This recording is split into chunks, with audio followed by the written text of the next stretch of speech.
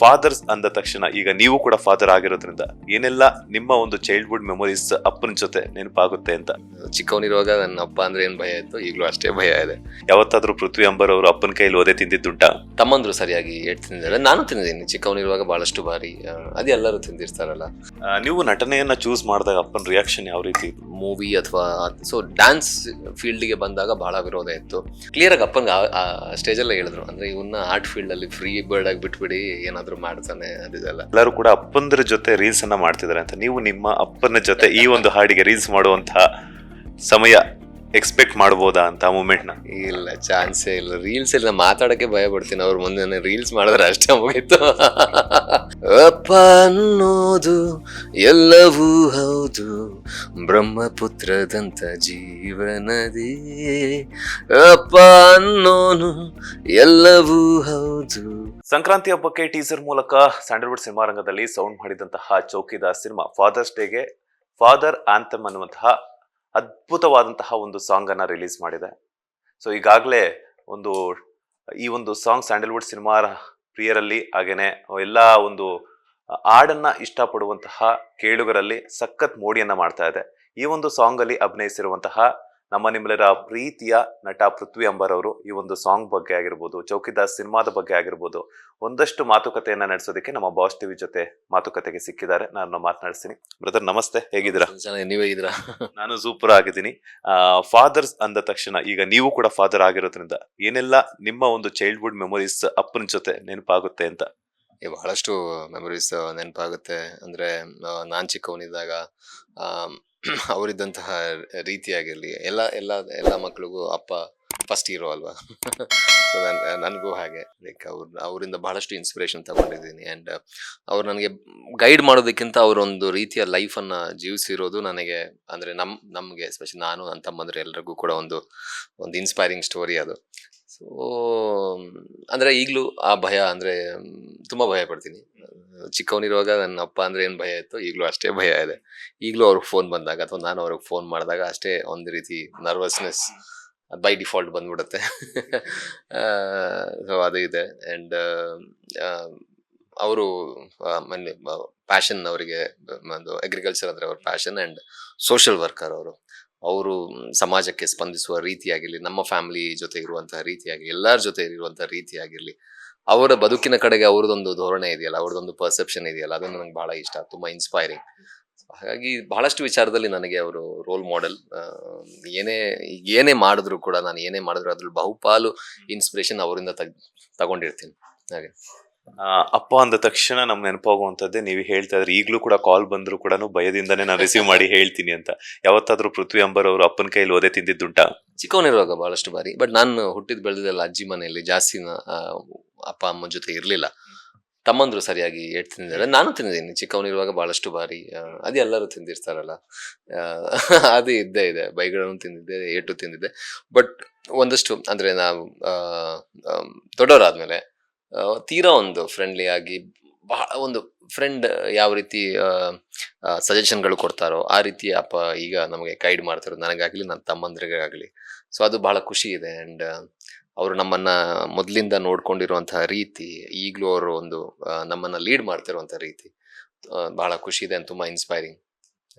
ಯಾವ್ದಾದ್ರು ಒಂದು ಘಟನೆಯನ್ನ ನೆನೆಸ್ಕೊಳ್ಳೋದಾದ್ರೆ, ಒದೆ ತಿಂದಿರುವಂತ ಘಟನೆ ಅಥವಾ ಇಲ್ಲ ಅಂತಂದ್ರೆ ಬೈಸ್ಕೊಂಡಿರುವಂತದ್ದು?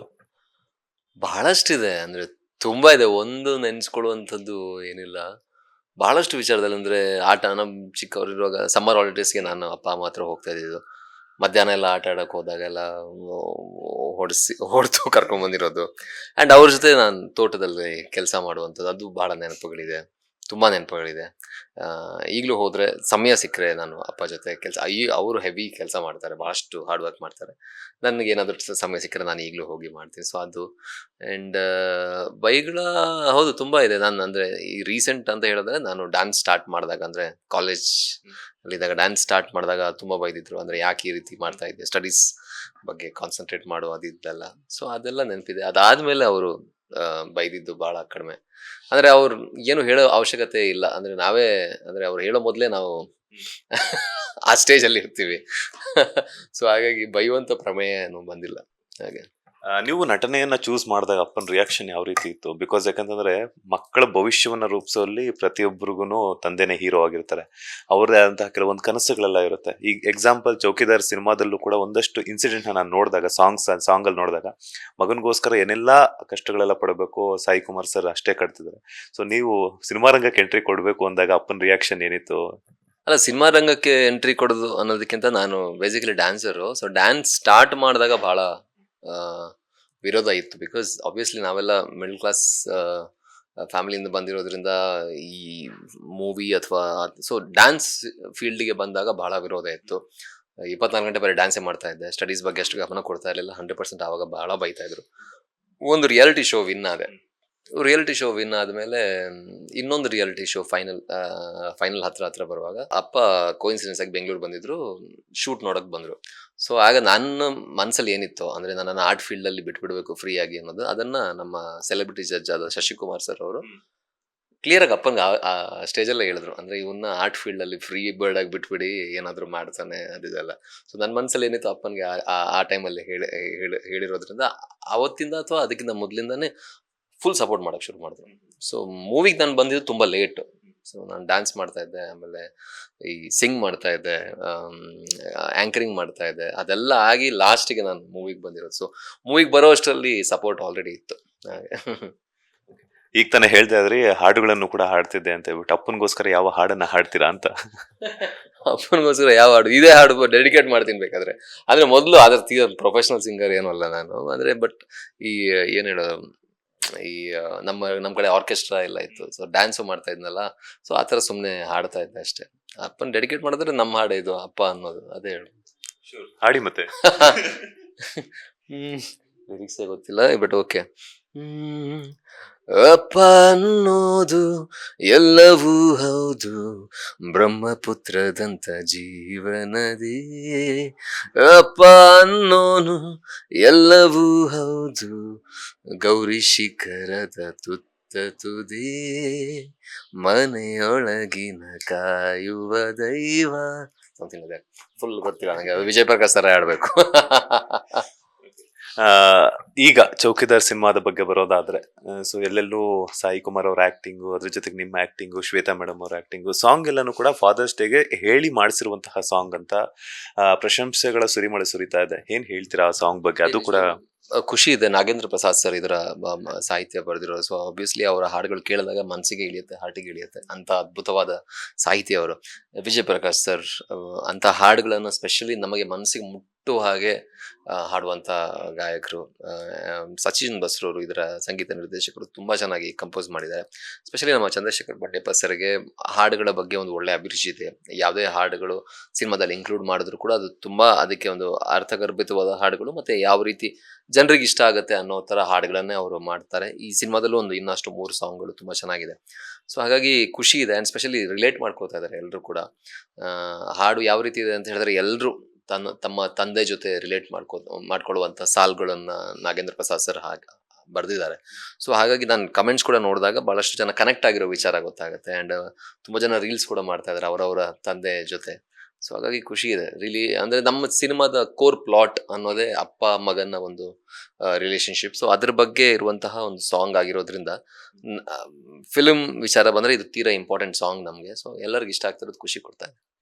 ಈಗ ತಾನೇ ಹೇಳ್ತಾ ಇದ್ರೆ ಅಪ್ಪ ಸಪೋರ್ಟ್ ಮಾಡ್ತಿದಾರೆ ಅಂತ, ಅದ್ರ ಜೊತೆಗೆ ಎಲ್ಲರೂ ಕೂಡ ಅಪ್ಪಂದ್ರ ಜೊತೆ ರೀಲ್ಸ್ ಅನ್ನ ಮಾಡ್ತಿದಾರೆ ಅಂತ. ನೀವು ನಿಮ್ಮ ಅಪ್ಪನ ಜೊತೆ ಈ ಒಂದು ಹಾಡಿಗೆ ರೀಲ್ಸ್ ಮಾಡುವಂತಹ ಸಮಯ ಎಕ್ಸ್ಪೆಕ್ಟ್ ಮಾಡ್ಬೋದಾ ಅಂತ ಮೂಮೆಂಟ್ ನ? ಇಲ್ಲ, ಚಾನ್ಸೇ ಇಲ್ಲ. ರೀಲ್ಸ್ ಎಲ್ಲ ಮಾತಾಡಕ್ಕೆ ಭಯ ಪಡ್ತೀನಿ. ಅವ್ರ ಮುಂದೆ ರೀಲ್ಸ್ ಮಾಡಿದ್ರೆ ಅಷ್ಟೇ ಮುಗೀತು. ಅದೆಲ್ಲ ಏನಿಲ್ಲ. ಮಗನ ಸಿನಿಮಾಗಾಗಿ ತಂದೆ ಏನ್ ಬೇಕಾದ್ರೂ ಮಾಡ್ತಾರೆ, ನೀವು ಅಪ್ರೋಚ್ ಮಾಡ್ಬೇಕಷ್ಟೇ ಅಲ್ಲ. ನಾನು ಅಪ್ರೋಚ್ ಮಾಡಲ್ಲ, ಅವ್ರು ಮಾಡ್ತಾರೆ 100%. ನಾನು ಇನ್ಸಿಸ್ಟ್ ಮಾಡಿದ್ರೆ ಖಂಡಿತವಾಗ್ಲೂ ಮಾಡ್ತಾರೆ. ಬಟ್ ಅಷ್ಟು ಧೈರ್ಯ ನಮ್ಗಿಲ್ಲ, ನಾನು ಕೇಳಲ್ಲ. ಅಷ್ಟೊಂದು ಸ್ಟ್ರಿಕ್ಟ್ ಆಗಿದಾರಪ್ಪ? ಇಲ್ಲ, ಸ್ಟ್ರಿಕ್ಟ್ ಅಲ್ಲ. ನಮಗ್ ಅದೇ ನಮ್ಮ ಮಕ್ಳಿಗೆ, ನಮ್ಗೆ ಅಂದ್ರೆ ಫ್ಯಾಮಿಲಿ ಎಲ್ಲರಿಗೂ ಅವ್ರ ಮೇಲೆ ಅಂದ್ರೆ ಭಯ ಅನ್ನೋದಕ್ಕಿಂತ respect, more of respect. So ಹಾಗಾಗಿ ಇಲ್ಲ, ನಾನು ಕೇಳಲ್ಲ. ಬಟ್ 100% ತುಂಬಾ ಅವರು ನಂದು ಯಾವುದೇ ಸಿನಿಮಾ ಬಂದ್ರು ತುಂಬಾ ಸಪೋರ್ಟ್ ಮಾಡ್ತಾರೆ. ಅಂದ್ರೆ ತುಂಬಾ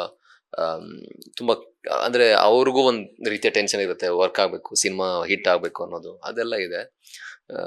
ಬಟ್ ರೀಲ್ಸ್ ಇಲ್ಲ. ನಾನು ಫೋಟೋ ತಗೊಳಕ್ಕೆ ಅವ್ರ ಜೊತೆ ನಾನು ಸ್ವಲ್ಪ ಇಟ್ಸ್ ಆಲ್ವೇಸ್ ಲೈಕ್ ದಟ್. ಹಾಗೆ ಯಾವತ್ತಾದ್ರೂ ಈಗ ಸಿನಿಮಾ ರಂಗದ್ ಬಂದ್ಮೇಲೆ ಅವ್ರ ಜೊತೆ ಫೋಟೋ ತಗೊಂಡಿರುವಂತ ಮೆಮೊರೇಬಲ್ ಮೂಮೆಂಟ್ ನ ಶೇರ್ ಮಾಡೋದಾದ್ರೆ? ಈಗ ಈ ತರ ಫಂಕ್ಷನ್ಸ್ ಹೋದಾಗ ಅಷ್ಟೇ, ಅಂದ್ರೆ ಎಲ್ಲಾದ್ರೂ ಯಾವ್ದು ಮದ್ವೆ, ಈಗ ರೀಸೆಂಟ್ಲಿ ನನ್ನ ತಮ್ಮಂದ್ರದ್ದು ಮದ್ವೆ ಇತ್ತು, ಸೊ ಆ ಟೈಮಲ್ಲಿ ತೆಗ್ದಿರ್ತೀನಿ ಅಷ್ಟೇ. ಅದ್ ಬಿಟ್ಟು ಸುಮ್ನೆ ಹೀಗೆ ಫೋಟೋಸ್ ತಗೊಳ್ಳೋದು ಬಹಳ ತುಂಬಾ ವಿರಳ, ತುಂಬಾ ಕಡಿಮೆ. ನಾನು ಅದೇ ಸುಮ್ನೆ ಸ್ಕ್ರಾಲ್ ಮಾಡ್ತಾ ಎಲ್ಲಿದ್ದ ಅಪ್ಪನ ಜೊತೆ ಫೋಟೋ ಇಲ್ಲಲ್ಲ ಅಂತ ನಾನು ಯೋಚನೆ ಮಾಡ್ತಾ ಇರ್ತೀನಿ. ಬಟ್ ಈ ತರ ಫಂಕ್ಷನ್ಸ್ ಹೋದಾಗ ಅಲ್ಲಿ ಇಲ್ಲಿ ಎಲ್ಲ ಅಷ್ಟೇ ಅಷ್ಟೇ. ತಂದೆ ಜೊತೆ ಅಂತೂ ಮಾಡಲ್ಲ ಅಂತ ಹೇಳಿದ್ರೆ, ಐ ಥಿಂಕ್ ಮಗಳಿದ್ದಾರೆ ಅನ್ಸುತ್ತೆ. ಸೊ ಮಗಳ ಜೊತೆ ಹೇಗಿದ್ರು ಫಾದರ್ಸ್ ಡೇ ಬರ್ತಿರೋದ್ರಿಂದ ರೀಲ್ ಮಾಡುವಂತ ಚಾನ್ಸಸ್ ಇದೆಯಾ ಅಂತ?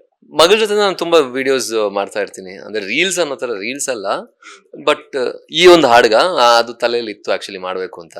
ಮಾಡ್ಬೋದು ಮೋಸ್ಟ್ಲಿ ಅವಳಿಗೆ ಹಾಡು ಆಮೇಲೆ ಡಾನ್ಸ್ ಅದೆಲ್ಲ ಬಹಳ ಇಷ್ಟ. ಸೊ ಹಾಗಾಗಿ ಡೆಫಿನೆಟ್ ಆಗಿ ಅವಳಿಗೋಸ್ಕರ ಒಂದು ಮಾಡ್ಬೋದು. ಫಾದರ್ಸ್ ಡೇ ಬರ್ತಾ ಇದೆ, ನೀವು ಕೂಡ ತಂದೆ ಆಗಿರೋದ್ರಿಂದ ಎಷ್ಟು ಜವಾಬ್ದಾರಿ ಇದೆ ಮಗಳ ಮೇಲೆ ಅಂತ? ಆಬ್ವಿಯಸ್ಲಿ ಎಲ್ಲರಿಗೂ ಇರತ್ತಲ್ಲ, ಲೈಕ್ ಅದೊಂದು ಬೇರೆ ರೀತಿಯ ಒಂದು ಜವಾಬ್ದಾರಿ ಅದು. ತುಂಬಾ ದೊಡ್ಡ ಜವಾಬ್ದಾರಿ ಅಂತ ಹೇಳ್ಬೋದು. ಸೊ ಅದಿದೆ ಎಲ್ಲರಿಗೂ ಇರುವಂತದ್ದೇ. But really enjoying my fatherhood. ಅಂದ್ರೆ ತುಂಬಾ ಅಂದ್ರೆ ಒಂದು ರೀತಿಯ ತುಂಬಾ ಬೆಸ್ಟ್ ಮೂಮೆಂಟ್ಸ್ ಇನ್ ಲೈಫ್ ಅನ್ನೋ ತರ ಮಗಳು ಬಂದ್ಮೇಲೆ 100% ನನಗೆ ಬಹಳಷ್ಟು ಮೂಮೆಂಟ್ಸ್ಗಳು ಬೆಸ್ಟ್ ಮೂಮೆಂಟ್ ಅಂತ ಅನ್ಸಿದೆ. ಈಗಲೂ ಮನೆಯಿಂದ ಹೊರಗೆ ಬರೋವಾಗ ಬಿಡಲ್ಲ ಅವಳು, ಹೊರಗೆ ಬರೋಕ್ಕೆ ತುಂಬಾ ಪ್ರೀತಿ ಕೊಡ್ತಾಳೆ. ಸೊ ಅದಕ್ಕಿಂತ ಜಾಸ್ತಿ ಇನ್ನೇನ್ ಬೇಕು. So really enjoying. ಈ ಸಾಂಗ್ ನ ಶೂಟ್ ಮಾಡ್ತಿರ್ಬೇಕಾದ್ರೆ ನಾವು ನೋಡಿರೋ ಹಾಗೆ ಏನಂತಂದ್ರೆ, Sai Kumar sir security guard dress ಹಾಕಿರುವಂತದ್ದಾಗಿರ್ಬೋದು, ಸೆಕ್ಯೂರಿಟಿ ಗಾರ್ಡ್ ಆಗಿ ಕೆಲಸ ಮಾಡಿದ್ದಾರೆ ಅಂತ ತೋರಿಸಿದಾರ. ಅಲ್ಲಿ ಒಂದು ಶೂಟಿಂಗ್ ಸೆಟ್ ಅಲ್ಲಿ ಯಾವ್ದಾದ್ರು ಒಂದು ಎಕ್ಸ್ಪೀರಿಯನ್ಸ್ ನ ಶೇರ್ ಮಾಡೋದಾದ್ರೆ, ನಿಮ್ಮ ಮತ್ತೆ ಅವ್ರ ಕಾಂಬೋದಲ್ಲಿ ಶೂಟ್ ಆಗಿರುವಂತಹ ಟೈಮಲ್ಲಿ? ಸಾಯಿ ಕುಮಾರ್ ಸರ್ ಓಕೆ, ಎಲ್ಲರಿಗೂ ಗೊತ್ತಿರುವ ಹಾಗೆ 50 years ಇನ್ ಫಿಲ್ಮ್ ಇಂಡಸ್ಟ್ರಿ ಕಂಪ್ಲೀಟ್ ಮಾಡಿದ್ದಾರೆ. ನಮ್ಮ ಸಿನಿಮಾ ಅಂತ ಬಂದಾಗ ನಾನು ಅವ್ರ ಜೊತೆ ಸ್ಕ್ರೀನ್ ಶೇರ್ ಮಾಡಿದಾಗ ನಾನು ನೋಡಿರುವಂಥದ್ದು, ಅವರು 1ನೇ ಅಥವಾ 2ನೇ ಸಿನಿಮಾಗೆ ಯಾವೊಂದು ಎಂಥೂಸಿಯಾಸಮ್ ಇರುತ್ತೆ ಒಬ್ಬ ಹೊಸ ಆ್ಯಕ್ಟ್ರಿಗೆ, ಅಷ್ಟು ಎಂಥೂಸಿಯಾಸಮ್ ಈಗಲೂ ಇಟ್ಕೊಂಡಿದ್ದಾರೆ. ಆ ಶ್ರದ್ಧೆ ಈಗಲೂ, ಅಂದರೆ ನಾನು ಯಾವ ಥರ ಕಾಣಿಸ್ಬೇಕು, ಈ ಸೀನ್ ಯಾವ ರೀತಿ ಮಾಡೋಣ, ಡೈಲಾಗ್ ಈ ರೀತಿ ಡೆಲಿವರ್ ಮಾಡಬೇಕು, ಈ ಥರ ನಡಿಬೇಕು. ಡೈರೆಕ್ಟರ್ ಸರ್ ಓಕೆ ಅಂತ ಹೇಳಿದ್ರು, ಅವರು 1 more ಕೇಳಿ ಶೂಟ್ ಮಾಡಿರೋದು ಇದೆ. ಸೊ ಅಂಥದ್ದು ವಿಚಾರಗಳು ನಮ್ಮಂಥ ಯಂಗ್ ಆ್ಯಕ್ಟರ್ಸ್ಗಳಿಗೆ, ನಮ್ಮಂಥ ಹೊಸ ಆ್ಯಕ್ಟರ್ಸ್ಗಳಿಗೆ ತುಂಬ ಇನ್ಸ್ಪೈರಿಂಗ್. ಆ್ಯಂಡ್ ಅದು ನಾನು ಬಹಳ ಅವರಿಂದ ನಾನು ಕಲ್ತಿರುವಂಥ ವಿಚಾರ. ಆ್ಯಂಡ್ ಈ ಸಿನಿಮಾ ಸ್ಪೆಷಲ್ ಹೇಳಬೇಕು ಅಂತ ಹೇಳಿದ್ರೆ, ಸಾಯಿ ಕುಮಾರ್ ಸರ್ ಗೊತ್ತಿರೋ ಡೈನಾಮಿಕ್, ಅಂದರೆ ಅವರ ಮಾತುಗಳು, ಅವ್ರು ಇಲ್ಲಿವರೆಗೂ ಮಾಡ್ತಿರುವಂಥ ಪಾತ್ರಗಳು ಎಲ್ಲ ತುಂಬ ಎದ್ದು ಕಾಣಿಸುವಂತಹ ಪಾತ್ರಗಳು. ಇದು ತೀರಾ ಕಾಂಟ್ರಾಸ್ಟ್ ಆಗಿದೆ ಈ ಪಾತ್ರ. ತೀರಾ ಅಂದ್ರೆ ಅವ್ರು ಏನ್ ಮಾಡ್ತಾ ಇದ್ರು ಅದನ್ನ ತೀರಾ ವ್ಯತಿರಿಕ್ತವಾಗಿ ನಮ್ಮ ನಿರ್ದೇಶಕರು ಅವರಿಂದ ಇದು ಮಾಡಿದ್ದಾರೆ. ನಿಜವಾಗ್ಲೂ ಬಂಡ್ಯಪ್ಪ ಸರ್ಗೂ ಕ್ರೆಡಿಟ್ ಹೋಗ್ಬೇಕು ಅದಕ್ಕೆ. ನೀವು ಕಂಪ್ಲೀಟ್ಲಿ ಡಿಫ್ರೆಂಟ್ ಸಾಯಿ ಕುಮಾರ್ ಸರ್ನ ಈ ಒಂದು ಚಿತ್ರದಲ್ಲಿ ನೋಡ್ತೀರಾ ಅಂತ ಹೇಳಕ್ ಇಷ್ಟಪಡ್ತೀನಿ. ಅಂದ್ರೆ ಆ ಸಾಫ್ಟ್ ಈಸ್ ಆಲ್ವೇಸ್ ಡೈನಾಮಿಕ್ ಅಲ್ಲ, ಇದರಲ್ಲಿ ತುಂಬಾ ಸಾಫ್ಟ್, ತುಂಬಾ ವೆಲ್ನರೇಬಲ್. ಒಬ್ಬ ಅಪ್ಪ ಹೇಗೆ ಎಲ್ಲವನ್ನ ತ್ಯಾಗ ಮಾಡ್ತಾನೆ ಮಗನಿಗೋಸ್ಕರ ಅನ್ನೋದನ್ನ ತುಂಬಾ ಚೆನ್ನಾಗಿ ಡೀಲ್ ಮಾಡಿದ್ದಾರೆ ಬಂಡ್ಯಪ್ಪ ಸರ್ ಅವರು. ಅಂಡ್ ಶ್ವೇತಾ ಮೇಡಮ್ ತಾಯಿ ಕ್ಯಾರೆಕ್ಟರ್ ಮಾಡಿದ್ದಾರೆ. ಸೊ ಸುಮಾರು ವರ್ಷಗಳ ನಂತರ ಮತ್ತೆ ಅವರು ಬಣ್ಣದ ಬದುಕಿಗೆ ಬಂದಿರುವಂತದ್ದು. ಐ ಥಿಂಕ್ ಅವರ ಬಣ್ಣದ ಬದುಕಿಗೆ ಕಮ್ ಬ್ಯಾಕ್ ಮಾಡಿದ್ಮೇಲೆ ನಿಮ್ಮ ಸಿನಿಮಾದಲ್ಲೇ ಫಸ್ಟ್ ಆಕ್ಟ್ ಮಾಡ್ತಿರೋ ಲಕ್ಷ್ಮೀ ನಿವಾಸ ಆದ ನಂತರ. ಸೊ ಹೆಂಗಿತ್ತು ಅವ್ರ ಜೊತೆ ಶೂಟ್ ಮಾಡಿರುವಂತ ಎಕ್ಸ್ಪೀರಿಯನ್ಸ್? ಚೈಲ್ಡ್ಹುಡ್ ನಲ್ಲಿ ಅವರ ಹಾಡುಗಳು ನನಗೆ, ಅಂದ್ರೆ ಯಾವಾಗ್ಲೂ ದೂರದರ್ಶನದಲ್ಲಿ ಸಂಡೇಸ್ ಚಿತ್ರಹಾರ ಅಲ್ವಾ ಏನೋ ಒಂದು ಬರ್ತಾ ಇತ್ತು. ಸೊ ಆಗೆಲ್ಲ ಈ ಹಾಡುಗಳು ಕೇಳ್ತಾ ಇದ್ವಿ, ನೋಡ್ತಾ ಇದ್ವಿ. ಚೈಲ್ಡ್ಹುಡ್ ಅಲ್ಲಿ ಅವ್ರನ್ನ ನೋಡಿರುವಂಥದ್ದು. ಈಗ ಅವ್ರ ಜೊತೆ ಆಕ್ಟ್ ಮಾಡೋಕೆ ಸಿಕ್ಕಿದ್ದು ತುಂಬಾ ಖುಷಿ ಕೊಡ್ತು. ಅವ್ರು ತುಂಬಾ ಡೌನ್ ಟು ಅರ್ತ್ ಆಗಿ, ಅಂದ್ರೆ ನನ್ನ ತಾಯಿ ಪಾತ್ರ ಮಾಡಿರುವಂಥದ್ದು, ಅವರು ಮಾತಾಡಿರುವಂಥ ರೀತಿ, ನಮ್ಮ ಸೆಟ್ಟಲ್ಲಿ ಇದ್ದಂಥ ರೀತಿ ತುಂಬಾ ಎಂಜಾಯ್ ಮಾಡಿದ್ದೀನಿ. ಅಂದ್ರೆ ತುಂಬಾ, ಅಂದ್ರೆ ಏನ್ ಹೇಳೋದು, ಒಂದು ನಾಸ್ಟಾಲಜಿಕ್ ಮೂಮೆಂಟ್ ಕೂಡ. ಅಂದ್ರೆ ಅವ್ರನ್ನ ಆ ಟೈಮಲ್ಲಿ ಆ ಹಾಡುಗಳಲ್ಲಿ, ಎಸ್ಪೆಷಲಿ ಅವ್ರು ಆಕ್ಟ್ ಮಾಡುವಂಥ ಎಲ್ಲ ಹಾಡುಗಳು ಸೂಪರ್ ಹಿಟ್ ಹಾಡುಗಳು. ಸೊ ಹಾಗಾಗಿ ಖುಷಿ ಇದೆ ನಮ್ಮ ಚಿತ್ರದಲ್ಲಿ ಅವ್ರು ಮತ್ತೆ ಕಮ್ ಬ್ಯಾಕ್ ಮಾಡಿರೋದು ಬಹಳ ಖುಷಿ ಇದೆ. ಡೈರೆಕ್ಟ್ರು, ಸಿನಿಮಾದಲ್ಲಿ ಡೈರೆಕ್ಟ್ರು ನಿಜ ಜೀವನದಲ್ಲಿ ಲಾಯರ್ ಆಗಿರುವಂತದ್ದು ಚಂದ್ರಶೇಖರ್ ಬಂಡಿಯಪ್ಪ ಸರ್. ಅಲ್ಲೂ ಏನಾದ್ರು ಲಾಯರ್ ಆಗಿ ಏನಾದ್ರು ವರ್ತನೆ ಮಾಡ್ತಿದ್ರ, ಹೆಂಗಿರ್ತಿತ್ತು ಅವರ ಜೊತೆ? ಯಾಕಂದ್ರೆ ಪ್ರತಿಯೊಬ್ಬ ನಿರ್ದೇಶಕರಿಂದನೂ ಕೂಡ ಒಂದೊಂದು ಕಲಿಯೋದು ಇರ್ತೈತೆ. ಸೊ ಹಾಗಾಗಿ ಇಲ್ಲ, ಅವರು ತೀರಾ ವೆರಿ ಡಿಫ್ರೆಂಟ್. ಈಗ ಈ ಸಿನಿಮಾದಲ್ಲಿ ಏನೇ ಕ್ರೆಡಿಟ್ ಬಂದ್ರು, ಈ ಸಿನಿಮಾದಿಂದ ಏನೇ ಕ್ರೆಡಿಟ್ ಬಂದ್ರು, ಇಸ್ ಹೋಲ್ ಅಂಡ್ ಸೋಲ್ ಸಲ್ಬೇಕಾಗಿರೋದು ಅವ್ರಿಗೇನೆ, just because his style of film ಅಂತ ಹೇಳ್ತೀನಿ. ವರ್ಕಿಂಗ್ ಎನ್ವೈರನ್ಮೆಂಟ್ ಕೂಡ ತುಂಬಾ ಚೆನ್ನಾಗಿತ್ತು. ತುಂಬಾ ಅಂದ್ರೆ ಅವ್ರಿಗೆ ಎಕ್ಸಾಕ್ಟ್ ಆಗಿ ಯಾವ ಯಾವ ಪಾಯಿಂಟ್ ಬೇಕು, ಯಾವ ನೊಯನ್ಸಸ್ ಬೇಕು, ಅದೆಲ್ಲ ಅವ್ರಿಗೆ ಆಲ್ರೆಡಿ ಗೊತ್ತಿತ್ತು. ತುಂಬಾ ಕ್ಲಾರಿಟಿ ಇತ್ತು ಅವರಲ್ಲಿ. ಇದೇ ಬೇಕಾಗಿರೋದು, ಇದೇ ಶಾರ್ಟ್ ಬೇಕಾಗಿರೋದು, ಇದೇ ಎಕ್ಸ್ಪ್ರೆಷನ್ ಬೇಕಾಗಿರೋದು, ಇದೇ ಡೈಲಾಗ್ ಬೇಕಾಗಿರೋದು, ಇದೇ ಟೆಂಪರ್ಮೆಂಟ್ ಬೇಕಾಗಿರೋದು ಅನ್ನೋದು ಅವ್ರಿಗೆ ಮೊದಲೇ ಗೊತ್ತಿದ್ದರಿಂದ ನನಗೆ ಅಂದ್ರೆ ಬಹಳ ಈಸಿ ಅನಿಸ್ತು. ವರ್ಕ್ ಮಾಡೋದು ಬಹಳ ಈಸಿ ಅಂತ, ಕ್ಯಾರೆಕ್ಟರ್ ಅವ್ರು ಬರೆದಿರುವಂಥ ಕ್ಯಾರೆಕ್ಟರ್ನ ಪ್ಲೇ ಮಾಡೋದು ಬಹಳ ಈಸಿ ಅನಿಸ್ತು. ಬಹಳಷ್ಟು ಈಗ ಟೀಸರಲ್ಲಿ ನೀವು ನೋಡಿದ್ರೆ ಅದು ಅದು ವಾಯ್ಲೆನ್ಸ್ ಸೀನ್ ಎಲ್ಲ ಇದೆಯಲ್ಲ ಅದನ್ನ ಅವ್ರು ಆಲ್ರೆಡಿ ಅವರೇ ಆಕ್ಟ್ ಮಾಡಿ ಶೂಟ್ ಎಲ್ಲ ಮಾಡಿದ್ರು ನನಗೆ ಅಂದ್ರೆ ಹೇಳ್ಕೊಡಕ್ಕೆ. ಸೊ ಅದೆಲ್ಲ ಅಂದ್ರೆ ಒಂದು ಒಳ್ಳೆಯ ಏನ್ ಹೇಳೋದು ಲೈಫ್ನ ಅರ್ಥ ಮಾಡ್ಕೊಂಡಿರುವಂತ ನಿರ್ದೇಶಕರು ಇದ್ದಾಗ ಆ್ಯಂಡ್ ಬಹಳಷ್ಟು ಒಂದು ಸ್ವಲ್ಪ ಅವರು ಲಾಯರ್ ಆಗಿದ್ರು ಆ್ಯಂಡ್ ಟೀಚರ್ ಕೂಡ ಆಗಿದ್ರು, ಬೇರೆ ಬೇರೆ ಕೋರ್ಸಸ್ ಮಾಡಿದ್ದಾರೆ. ತುಂಬಾ ಅಂದ್ರೆ ತುಂಬಾ ಒಂದು ದೊಡ್ಡ ಜರ್ನಿ ಇರೋದ್ರಿಂದ ಏನಾಗುತ್ತೆ ತುಂಬಾ ತಿಳ್ಕೊಂಡಿರ್ತಾರೆ ಲೈಫ್ ಬಗ್ಗೆ. ಅದು ತುಂಬಾ ಮುಖ್ಯ ಅನ್ಕೋತೀನಿ. ಯಾವುದೇ ನಿರ್ದೇಶಕರು ಲೈಫ್ ಬಗ್ಗೆ ಬಹಳಷ್ಟು ಒಂದು ಒಳ್ಳೆಯ ಗಾಢವಾದ ಅರ್ಥ ಅವರಿಗೆ ಗೊತ್ತಿದ್ರೆ ಸಿನಿಮಾ ಚೆನ್ನಾಗಿ ಮಾಡ್ತಾರೆ. ಆಬ್ವಿಯಸ್ಲಿ ಕ್ಯಾರೆಕ್ಟರ್ ಅನ್ನೋದೇ ಅಂದ್ರೆ ಇಮೋಷನ್ಸ್ ಅಲ್ವಾ, ಇಮೋಷನ್ಸ್ ಅರ್ಥ ಮಾಡ್ಕೊಂಡಿರ್ಬೇಕು. ಸೊ ಅದು ಅವರು ಅದು ತುಂಬಾ ಸ್ಟ್ರಾಂಗ್ ಇದ್ದಾರೆ ಆ ವಿಚಾರದಲ್ಲಿ.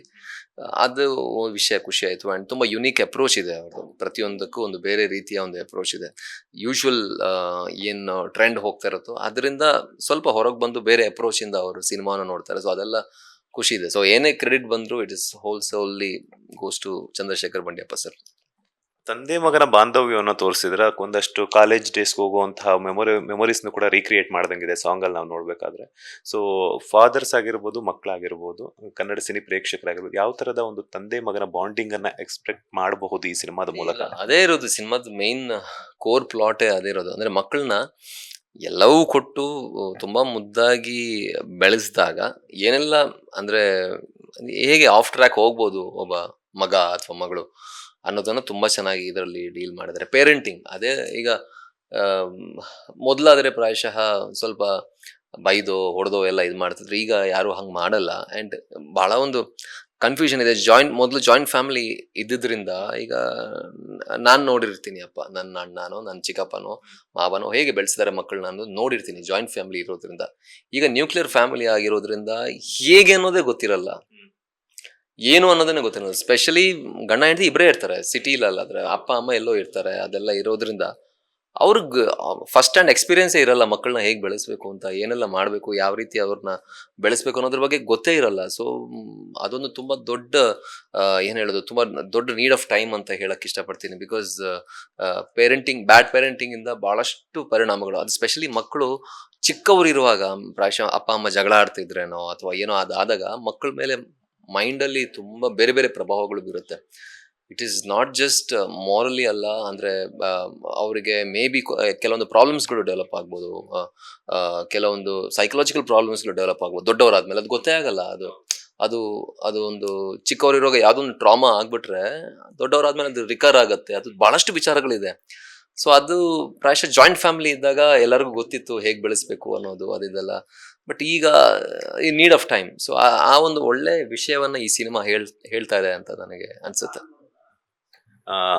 ಯಾವಾಗ್ಲೂ ಕೂಡ ಚಿಕ್ಕವರಿದ್ದಾಗ ಅಪ್ಪ ಹೇಳ್ದಂಗೆ ಕೇಳ್ಕೊಂಡಿರ್ತಿದ್ವಿ. ನೀವು ಚಿಕ್ಕ ವಯಸ್ಸಿದ್ದಾಗೂ ಕೂಡ ಅಜ್ಜಿ ಮನೇಲಿ ಬೆಳ್ತಿದ್ರಿ ಅಂತ ಹೇಳಿದ್ವಿ. ಸೊ ಅಪ್ಪನ ಜೊತೆ ಟೈಮ್ ಸ್ಪೆಂಡ್ ಮಾಡುವಂತಹ ಆ ಕ್ಷಣಗಳನ್ನ ಎಷ್ಟು ಮಿಸ್ ಮಾಡ್ಕೊಂಡ್ರಿ ಆಗ ಅಂಡ್ ಈಗ ಎಷ್ಟು ಮಿಸ್ ಮಾಡ್ಕೊಳ್ತಿದ್ರಿ? ಡೆಫಿನೆಟ್ಲಿ ಈಗಲೂ ಮಿಸ್ ಮಾಡ್ಕೋತಿದ್ದೆ ನಾನು. ಅದೇ ಮಿಸ್ ಮಾಡ್ಕೋತಾ ಇರೋದು. ಅಂದ್ರೆ ನಾನು ಗ್ರಾಜುಯೇಷನ್ ಮುಗ್ದು ಮಾಸ್ಟರ್ಸ್ ಮಾಡೋವರೆಗೂ ನಾನು ಹೊರಗೆ ಇದ್ದೆ, ಅಜ್ಜಿ ಮನೇಲಿದ್ದೆ, ಬೇರೆ ಎಲ್ಲೋ ಇದ್ದೆ. ಆಮೇಲೆ ವರ್ಕ್ ಶುರು ಮಾಡಿದ್ರು ಮತ್ತೆ ಅಗೇನ್ ಈಗ ಸಿನಿಮಾ ಮಾಡ್ತಾ ಇದ್ದೀನಿ ಅಂದ್ರೆ ಈ ಬೆಂಗಳೂರಲ್ಲೇ ಇರ್ಬೇಕು, ಊರಲ್ಲಿ ಇರಕ್ಕಾಗಲ್ಲ. ಅದೇನೋ ಗೊತ್ತಿಲ್ಲ, ಹೋದ್ ಜನ್ಮದಲ್ಲೇನೋ ಪಾಪ ಮಾಡಿದ್ನೇನೋ ಇರಕ್ಕೆ ಅಂದ್ರೆ ಸಿಕ್ಕೇ ಇಲ್ಲ ನನಗದು. ಅಂದ್ರೆ ಕಡಿಮೆ ಸಮಯ ಸಿಕ್ಕಿರೋದು, ಕಡಿಮೆ ಸಮಯ ಸಿಕ್ಕಿದಾಗೆಲ್ಲ ನನಗೆ ಬಹಳ ಅಂದ್ರೆ ತುಂಬಾ ಇಷ್ಟವಾದ ವಿಚಾರ ಮನೇಲಿ ಇರೋದು, ಅಪ್ಪ ಜೊತೆ ಇರೋದು ಅಥವಾ ಅಮ್ಮ ಜೊತೆ ಇದ್ದಿದ್ದು. ಸೊ ಅದೆಲ್ಲ ಈಗಲೂ ತುಂಬಾ ನೆನ್ಸ್ಕೋತೀನಿ. ಅಂಡ್ ತುಂಬಾ ಕಡಿಮೆ ಸಮಯ ಸಿಕ್ಕಿರೋದ್ರಿಂದ ನನಗೆ ಅದೆಲ್ಲ ಬೆಸ್ಟ್ ಪ್ರೆಷಿಯಸ್ ಮೂಮೆಂಟ್ಸ್. ಪೃಥ್ವಿ ಅಂಬರ್ ಅವರು ಅಪ್ಪನ್ ಕೊಟ್ಟಿರೋಂಥ ಫಸ್ಟ್ ಗಿಫ್ಟ್ ಏನು? ಅಪ್ಪ ನಿಮಗ್ ಕೊಟ್ಟಿರೋಂಥ ಫಸ್ಟ್ ಗಿಫ್ಟ್ ಏನಾದ್ರು ಇದೆಯಾ ಅಂತ? ನಾನು ಫಸ್ಟ್ ಗಿಫ್ಟ್ ಅನ್ನೋದಕ್ಕಿಂತ ನಮ್ಮ ಮನೇಲಿ ಏನು ಬೈಕು ಇರಲಿಲ್ಲ, ಕಾರು ಇರಲಿಲ್ಲ, ಏನೂ ಇರಲಿಲ್ಲ. ನನ್ನ ಹತ್ರ ಒಂದು ಸೈಕಲು ಇರಲಿಲ್ಲ ಇಲ್ಲಿವರೆಗೂ. ಸೊ ಅಪ್ಪ ಅಮ್ಮನ ಆ್ಯನಿವರ್ಸರಿ ಟೈಮಲ್ಲಿ ನಾನು ಕಾರ್ ತಗೊಂಡು ಅಪ್ಪನಿಗೆ ಕೊಟ್ಟಿದ್ದೆ, ಒಂದು ಸೆಕೆಂಡ್ ಹ್ಯಾಂಡ್ 800 ಕಾರ್. ಸೊ ಅದು may be that is the first gift ಅಂತ ಅನ್ಕೋತೀನಿ. ಅದು ನನಗೆ ಅಂದರೆ ನನಗೆ ತಗೊಳ್ಳೋ ಮೊದಲು ನಾನು ಅಪ್ಪನಿಗೆ ಕೊಟ್ಟೆ ಅಲ್ಲ ಅನ್ನೋ ಒಂದು ಖುಷಿ ಇದೆ. ಅದೇ ಗಿಫ್ಟ್ ಅಂದರೆ ತೀರಾ ಏನು ಫಾರ್ಮಲ್ ಆಗಿ ಇದು ಗಿಫ್ಟು ಅದು ಗಿಫ್ಟು ಅನ್ನೋ ಥರ ಏನಿಲ್ಲ. ಬಟ್ ಅಪ್ಪ ನನಗೆ ಕೊಟ್ಟಿರುವಂಥ ಈ ಥರ ಗಿಫ್ಟ್ ಅನ್ನೋದಕ್ಕಿಂತ ಅಪ್ಪ ನನಗೆ ಅವರು ಪೂರ್ತಿ ಬದುಕು ಇದೆಯಲ್ಲ, ಅವರು ಜೀವಿಸಿರುವಂಥ ರೀತಿ ಇದೆಯಲ್ಲ, ಅದು ನನಗಂತಲ್ಲ ನಮ್ಮ ತಮ್ಮಂದ್ರು ಎಲ್ರಿಗೂ ಕೊಟ್ಟಿರುವಂಥ ಒಂದು ದೊಡ್ಡ ಗಿಫ್ಟ್ ಅಂತ ಹೇಳ್ಬೋದು. ಅದರಲ್ಲಿ ತುಂಬ ಸ್ಯಾಕ್ರಿಫೈಸಸ್ ಇದೆ, ಭಾಳಷ್ಟು ಸ್ಯಾಕ್ರಿಫೈಸಸ್ ಇದೆ. ನಮ್ಮ ಫ್ಯಾಮಿಲಿಗೋಸ್ಕರ ಅಂತಲ್ಲ, ಎಲ್ಲರಿಗೂ, ಒಂದು ಸಮಾಜಕ್ಕೋಸ್ಕರ. ಒಂದು ಸಂಘಟನೆಯಲ್ಲಿದ್ದಾರೆ, ಆ ಸಂಘಟನೆಯಲ್ಲಿ ಇರೋರೆಲ್ಲ ಸ್ಯಾಕ್ರಿಫೈಸ್ ಮಾಡೋರೆ. ಸೊ ಸೊ ಅವ್ರು ಬದುಕಿರುವಂಥ ರೀತಿಯೇ ನಮಗೆ ಕೊಟ್ಟಿರುವಂಥ ಗಿಫ್ಟ್ ಅಂತ ನಾನು ಹೇಳಕ್ಕೆ ಇಷ್ಟಪಡ್ತೀನಿ. ಬಿಕಾಸ್ ಅಲ್ಲಿಂದ ಬಹಳ ಇನ್ಸ್ಪಿರೇಷನ್ ಅನ್ನ ನಾನು ಡ್ರಾ ಮಾಡ್ತೀನಿ. ತುಂಬಾ ಇನ್ಸ್ಪೈರ್ ಆಗಿದ್ದೀನಿ ನಾನು, ನನ್ನ ತಮ್ಮಂದ್ರು ಎಲ್ಲರೂ ಕೂಡ. ಸೊ ಅದೇ ಅವ್ರು ನನಗೆ ಕೊಟ್ಟಿರುವಂಥ ಗಿಫ್ಟ್. ನಾವೆಲ್ಲ ಕೊಡೋದು ಚಿಕ್ಕ ಪಕ್ಕದ ಅದೆಲ್ಲ ಏನು ಮ್ಯಾಟ್ರ್ ಆಗಲ್ಲ. ಯಾವತ್ತಾದ್ರೂ ಹಠ ಮಾಡ್ದಂಗೆ ಅದ್ ಬೇಕೇ ಬೇಕು ಅಂತ ಕೊಡಿಸ್ಕೊಂಡಿದ್ದುಂಟಾ ಅಂತ? ಇಲ್ಲ, ಚಿಕ್ಕವನಿರುವಾಗ ಮಾಡಿದ್ದೀನೇನೋ. ದೊಡ್ಡವನಾದ್ಮೇಲೆ ಐ ಡೋಂಟ್ ರಿಮೆಂಬರ್ ನಾನು ಏನು ಮಾಡಿಲ್ಲ. ಆಕ್ಚುಲಿ ಏನು ಬೇಕು ಅನ್ನೋದು ನಾನು ಎಲ್ಲೋ ಇದು ಮಾಡಿಲ್ಲ. ಆ ಥರ ಏನು ಇಲ್ಲ. ನಮಗೆ ಏನು ಇರಲಿಲ್ಲ ಆ ಥರ, ನಾವು ವೆಲ್ ಆಫ್ ಇರಲಿಲ್ಲ. ಆಕ್ಚುಲಿ ನಾನು ಅದೇ ಹೇಳಿದ್ನಲ್ಲ, ನಾನು ಒಂದು ಬೈಕು ತಗೊಂಡಿರಲಿಲ್ಲ, ಸೈಕಲು ತಗೊಂಡಿರಲಿಲ್ಲ ಕಾಲೇಜ್ ಮುಗಿಯೋವರೆಗೂ. ತಗೊಂಡಿದ್ದೆ ಫಸ್ಟ್ ಇದು, ನಾನು ಅವ್ರಿಗೆ ಕೊಡಿಸಿದ್ದು. ಅದು ಬಿಟ್ಟು ಹಠ ಮಾಡಿ ಅಪ್ಪನ ಜೊತೆ ಇಲ್ಲ, ಅಮ್ಮನ ಜೊತೆ ಬಹಳ ಹಠ ಮಾಡ್ತಾ ಇದ್ದೆ. ಆ್ಯಂಡ್ ನಾನು ಇದ್ದಿದ್ದೆಲ್ಲ ನನ್ನ ಚಿಕ್ಕಮ್ಮ, ಚಿಕ್ಕಪ್ಪ, ಮಾವಂದ್ರ ಜೊತೆ, ಅವ್ರ ಜೊತೆ ಬಹಳ ಹಠ ಮಾಡಿ ಏನೇನೋ ತಗೊಂಡಿದ್ದೀನಿ ಚಿಕ್ಕವನಿರುವಾಗ. ಅದಿದೆ. ಹಾಗೆ. ಒಂದು ಕ್ಷಣ ರೀಕಾಲ್ನ ಮಾಡಿದ ಕಂಪ್ಲೀಟ್ ಜರ್ನಿಯನ್ನ, ಆ ನೆನಪುಗಳ ಬುತ್ತಿಯನ್ನ ತೆರೆದಿಡೋದಾದ್ರೆ ಏನೆಲ್ಲ ನೆನಪಾಗುತ್ತೆ ಅಂತ? ಬಹಳಷ್ಟು ವಿಚಾರಗಳು. ಆಮೇಲೆ ಚೈಲ್ಡ್ಹುಡ್ ಇದ್ದಾಗ ಅಪ್ಪನ ಕೈ ಹಿಡ್ಕೊಂಡು ಎಲ್ಲಾದ್ರೂ ನಡ್ಕೊಂಡು ಹೋಗೋದು, ಅಂದ್ರೆ ಜಾತ್ರೆಗೆ ಹೋಗೋದು ಅಥವಾ ಫಂಕ್ಷನ್ಗೆ ಹೋಗುವಂಥದ್ದು. ಬಹಳಷ್ಟು ವಿಚಾರ ಇದೆ. ಅಪ್ಪ ಒಳ್ಳೆ ಸ್ವಿಮ್ಮರು. ಅವ್ರು ಸ್ವಿಮ್ ಮಾಡೋದೆಲ್ಲ ನಾನು ನೋಡಿ ನಾನು ತುಂಬಾ ಇನ್ಸ್ಪೈರ್ ಆಗ್ತಾ ಇದ್ದೆ. ಅವರು ಬಹಳ ಅಡ್ವೆಂಚರಸ್ ಅವರು. ಸೊ ಅವ್ರು ಏನೇ ಒಂದು ಅಡ್ವೆಂಚರ್ ಮಾಡಿದಾಗ ನನಗೆ ಒಂಥರ, ಅಂದ್ರೆ ಏನೋ ಒಂದು ಪ್ರೌಡ್ ಫೀಲ್ ಆಗುವಂಥದ್ದು ಅದು. ಆ್ಯಂಡ್ ಎಲ್ಲೇ ಹೋದ್ರು ಕೂಡ, ಊರಲ್ಲಿ ಎಲ್ಲೇ ಹೋದ್ರು ಕೂಡ ವೀರಪ್ಪಣ್ಣನ ಮಗ ಅಂತ ಎಲ್ಲರೂ ಹೇಳೋದು ಅಷ್ಟೇ. ಈಗಲೂ ಅದು ನನ್ನ ಹೆಸರು ಹೇಳೋದು ಯಾರು ಅಂದ್ರೆ ವೀರಪ್ಪಣ್ಣನ ಮಗ ಅಂತ. ಸೊ ಅದು ನಮಗೆ ಒಂಥರ ತೀರಾ ಪ್ರೌಡ್ ಅನ್ಸುವಂಥ ವಿಚಾರಗಳು. ಅಥವಾ ಅಪ್ಪ ಎಲ್ಲಾದ್ರೂ ಹೋಗಿ ಸ್ಪೀಚ್ ಕೊಟ್ಟಾಗ, ಯಾವುದಾದ್ರೂ ಫಂಕ್ಷನಲ್ಲಿ ಸ್ಪೀಚ್ ಕೊಟ್ಟಾಗ ಅದು ಪ್ರೌಡ್ ಅನ್ಸೋದು. ಅಥವಾ ಎಲ್ಲೇ ಒಂದು ಸಮಸ್ಯೆ ಆದಾಗ ಅಪ್ಪನ ಹತ್ರ ತುಂಬಾ ಜನ ಬಂದು ಮಾತಾಡೋದು, ಅವ್ರ ಹತ್ರ ಅವರು ಹೆಲ್ಪ್ ತಗೊಂಡು ಅಪ್ಪ ಏನಾದ್ರು ಇದು ಮಾಡೋದು, ಅದೆಲ್ಲ ಒಂಥರ ಅಂದ್ರೆ ಪ್ರೌಡ್ ಫೀಲ್ ಆಗ್ತದೆ. ಸೇಯಿಂಗ್ ಹೀಸ್ ಮೈ ಹೀರೋ ಅಂತ. ಏನೋ ಒಂದು ಸಮಸ್ಯೆ ಆದಾಗ ಅಲ್ಲಿ ಹೀಸ್ ಟು ಲೀಡ್, ಒಂಥರ ಲೀಡ್ ಮಾಡ್ತಾರೆ ಎಲ್ಲ ಕಡೆನೂ. ಸೊ ಅದೆಲ್ಲ ಒಂಥರ ನಮಗೆ ಒಂಥರ ಪ್ರೌಡ್ ಫೀಲ್ ಆಗುವಂಥ. ಮತ್ತು ಅವ್ರ ಕಥೆಗಳನ್ನ ಯಾರಾದರೂ ಬಂದು ಹೇಳಿದಾಗ, ಅಂದ್ರೆ ಅವರು ಯಂಗ್ ಇದ್ದಾಗ ಏನೆಲ್ಲ ಡೇರಿಂಗ್ ವಿಚಾರಗಳನ್ನೆಲ್ಲ ಮಾಡಿದ್ರು ಹೊರಗಿನವ್ರು. ಈಗ ಮೊನ್ನೆ ರೀಸೆಂಟ್ ಆಗಿ ಯಾರೋ ಒಬ್ರು ಹೇಳಿದ್ರು, ಏನೋ ಒಂದು ಕತೆ ಹೇಳಿದ್ರು, ಅಪ್ಪ ಒಂದು ಈ ತರ ಆಗಿತ್ತು, ಈ ತರ ಮಾಡಿದ್ರು. ಅದೆಲ್ಲ ಕೇಳಿದಾಗ ಒಂಥರ ನನಗೆ ಒಂಥರ ತೀರಾ ಪ್ರೌಡ್ ಅನ್ಸುತ್ತೆ. ನಾನು ಸ್ವಲ್ಪ ಅಮ್ಮ ತರ, ಅಪ್ಪನ ಇಷ್ಟು ಹತ್ರನೂ ಬರ್ಲಿಲ್ಲ ನಾನು. ಸೊ ಅದೆಲ್ಲ ಕೇಳಿದಾಗ ಒಂಥರ ಅಂದ್ರೆ ತೀರಾ ಪ್ರೌಡ್ ಫೀಲ್ ಆಗುತ್ತೆ. ಸೊ ಅದಿದೆ ಹಾಗೆ. ಮಾತಾಡ್ತಾ ಹೇಳ್ತಾ ಇದ್ರಿ ನಾನು ಅಮ್ಮನ್ ತರ ಅಂತ ಹೇಳ್ಬಿಟ್ಟು.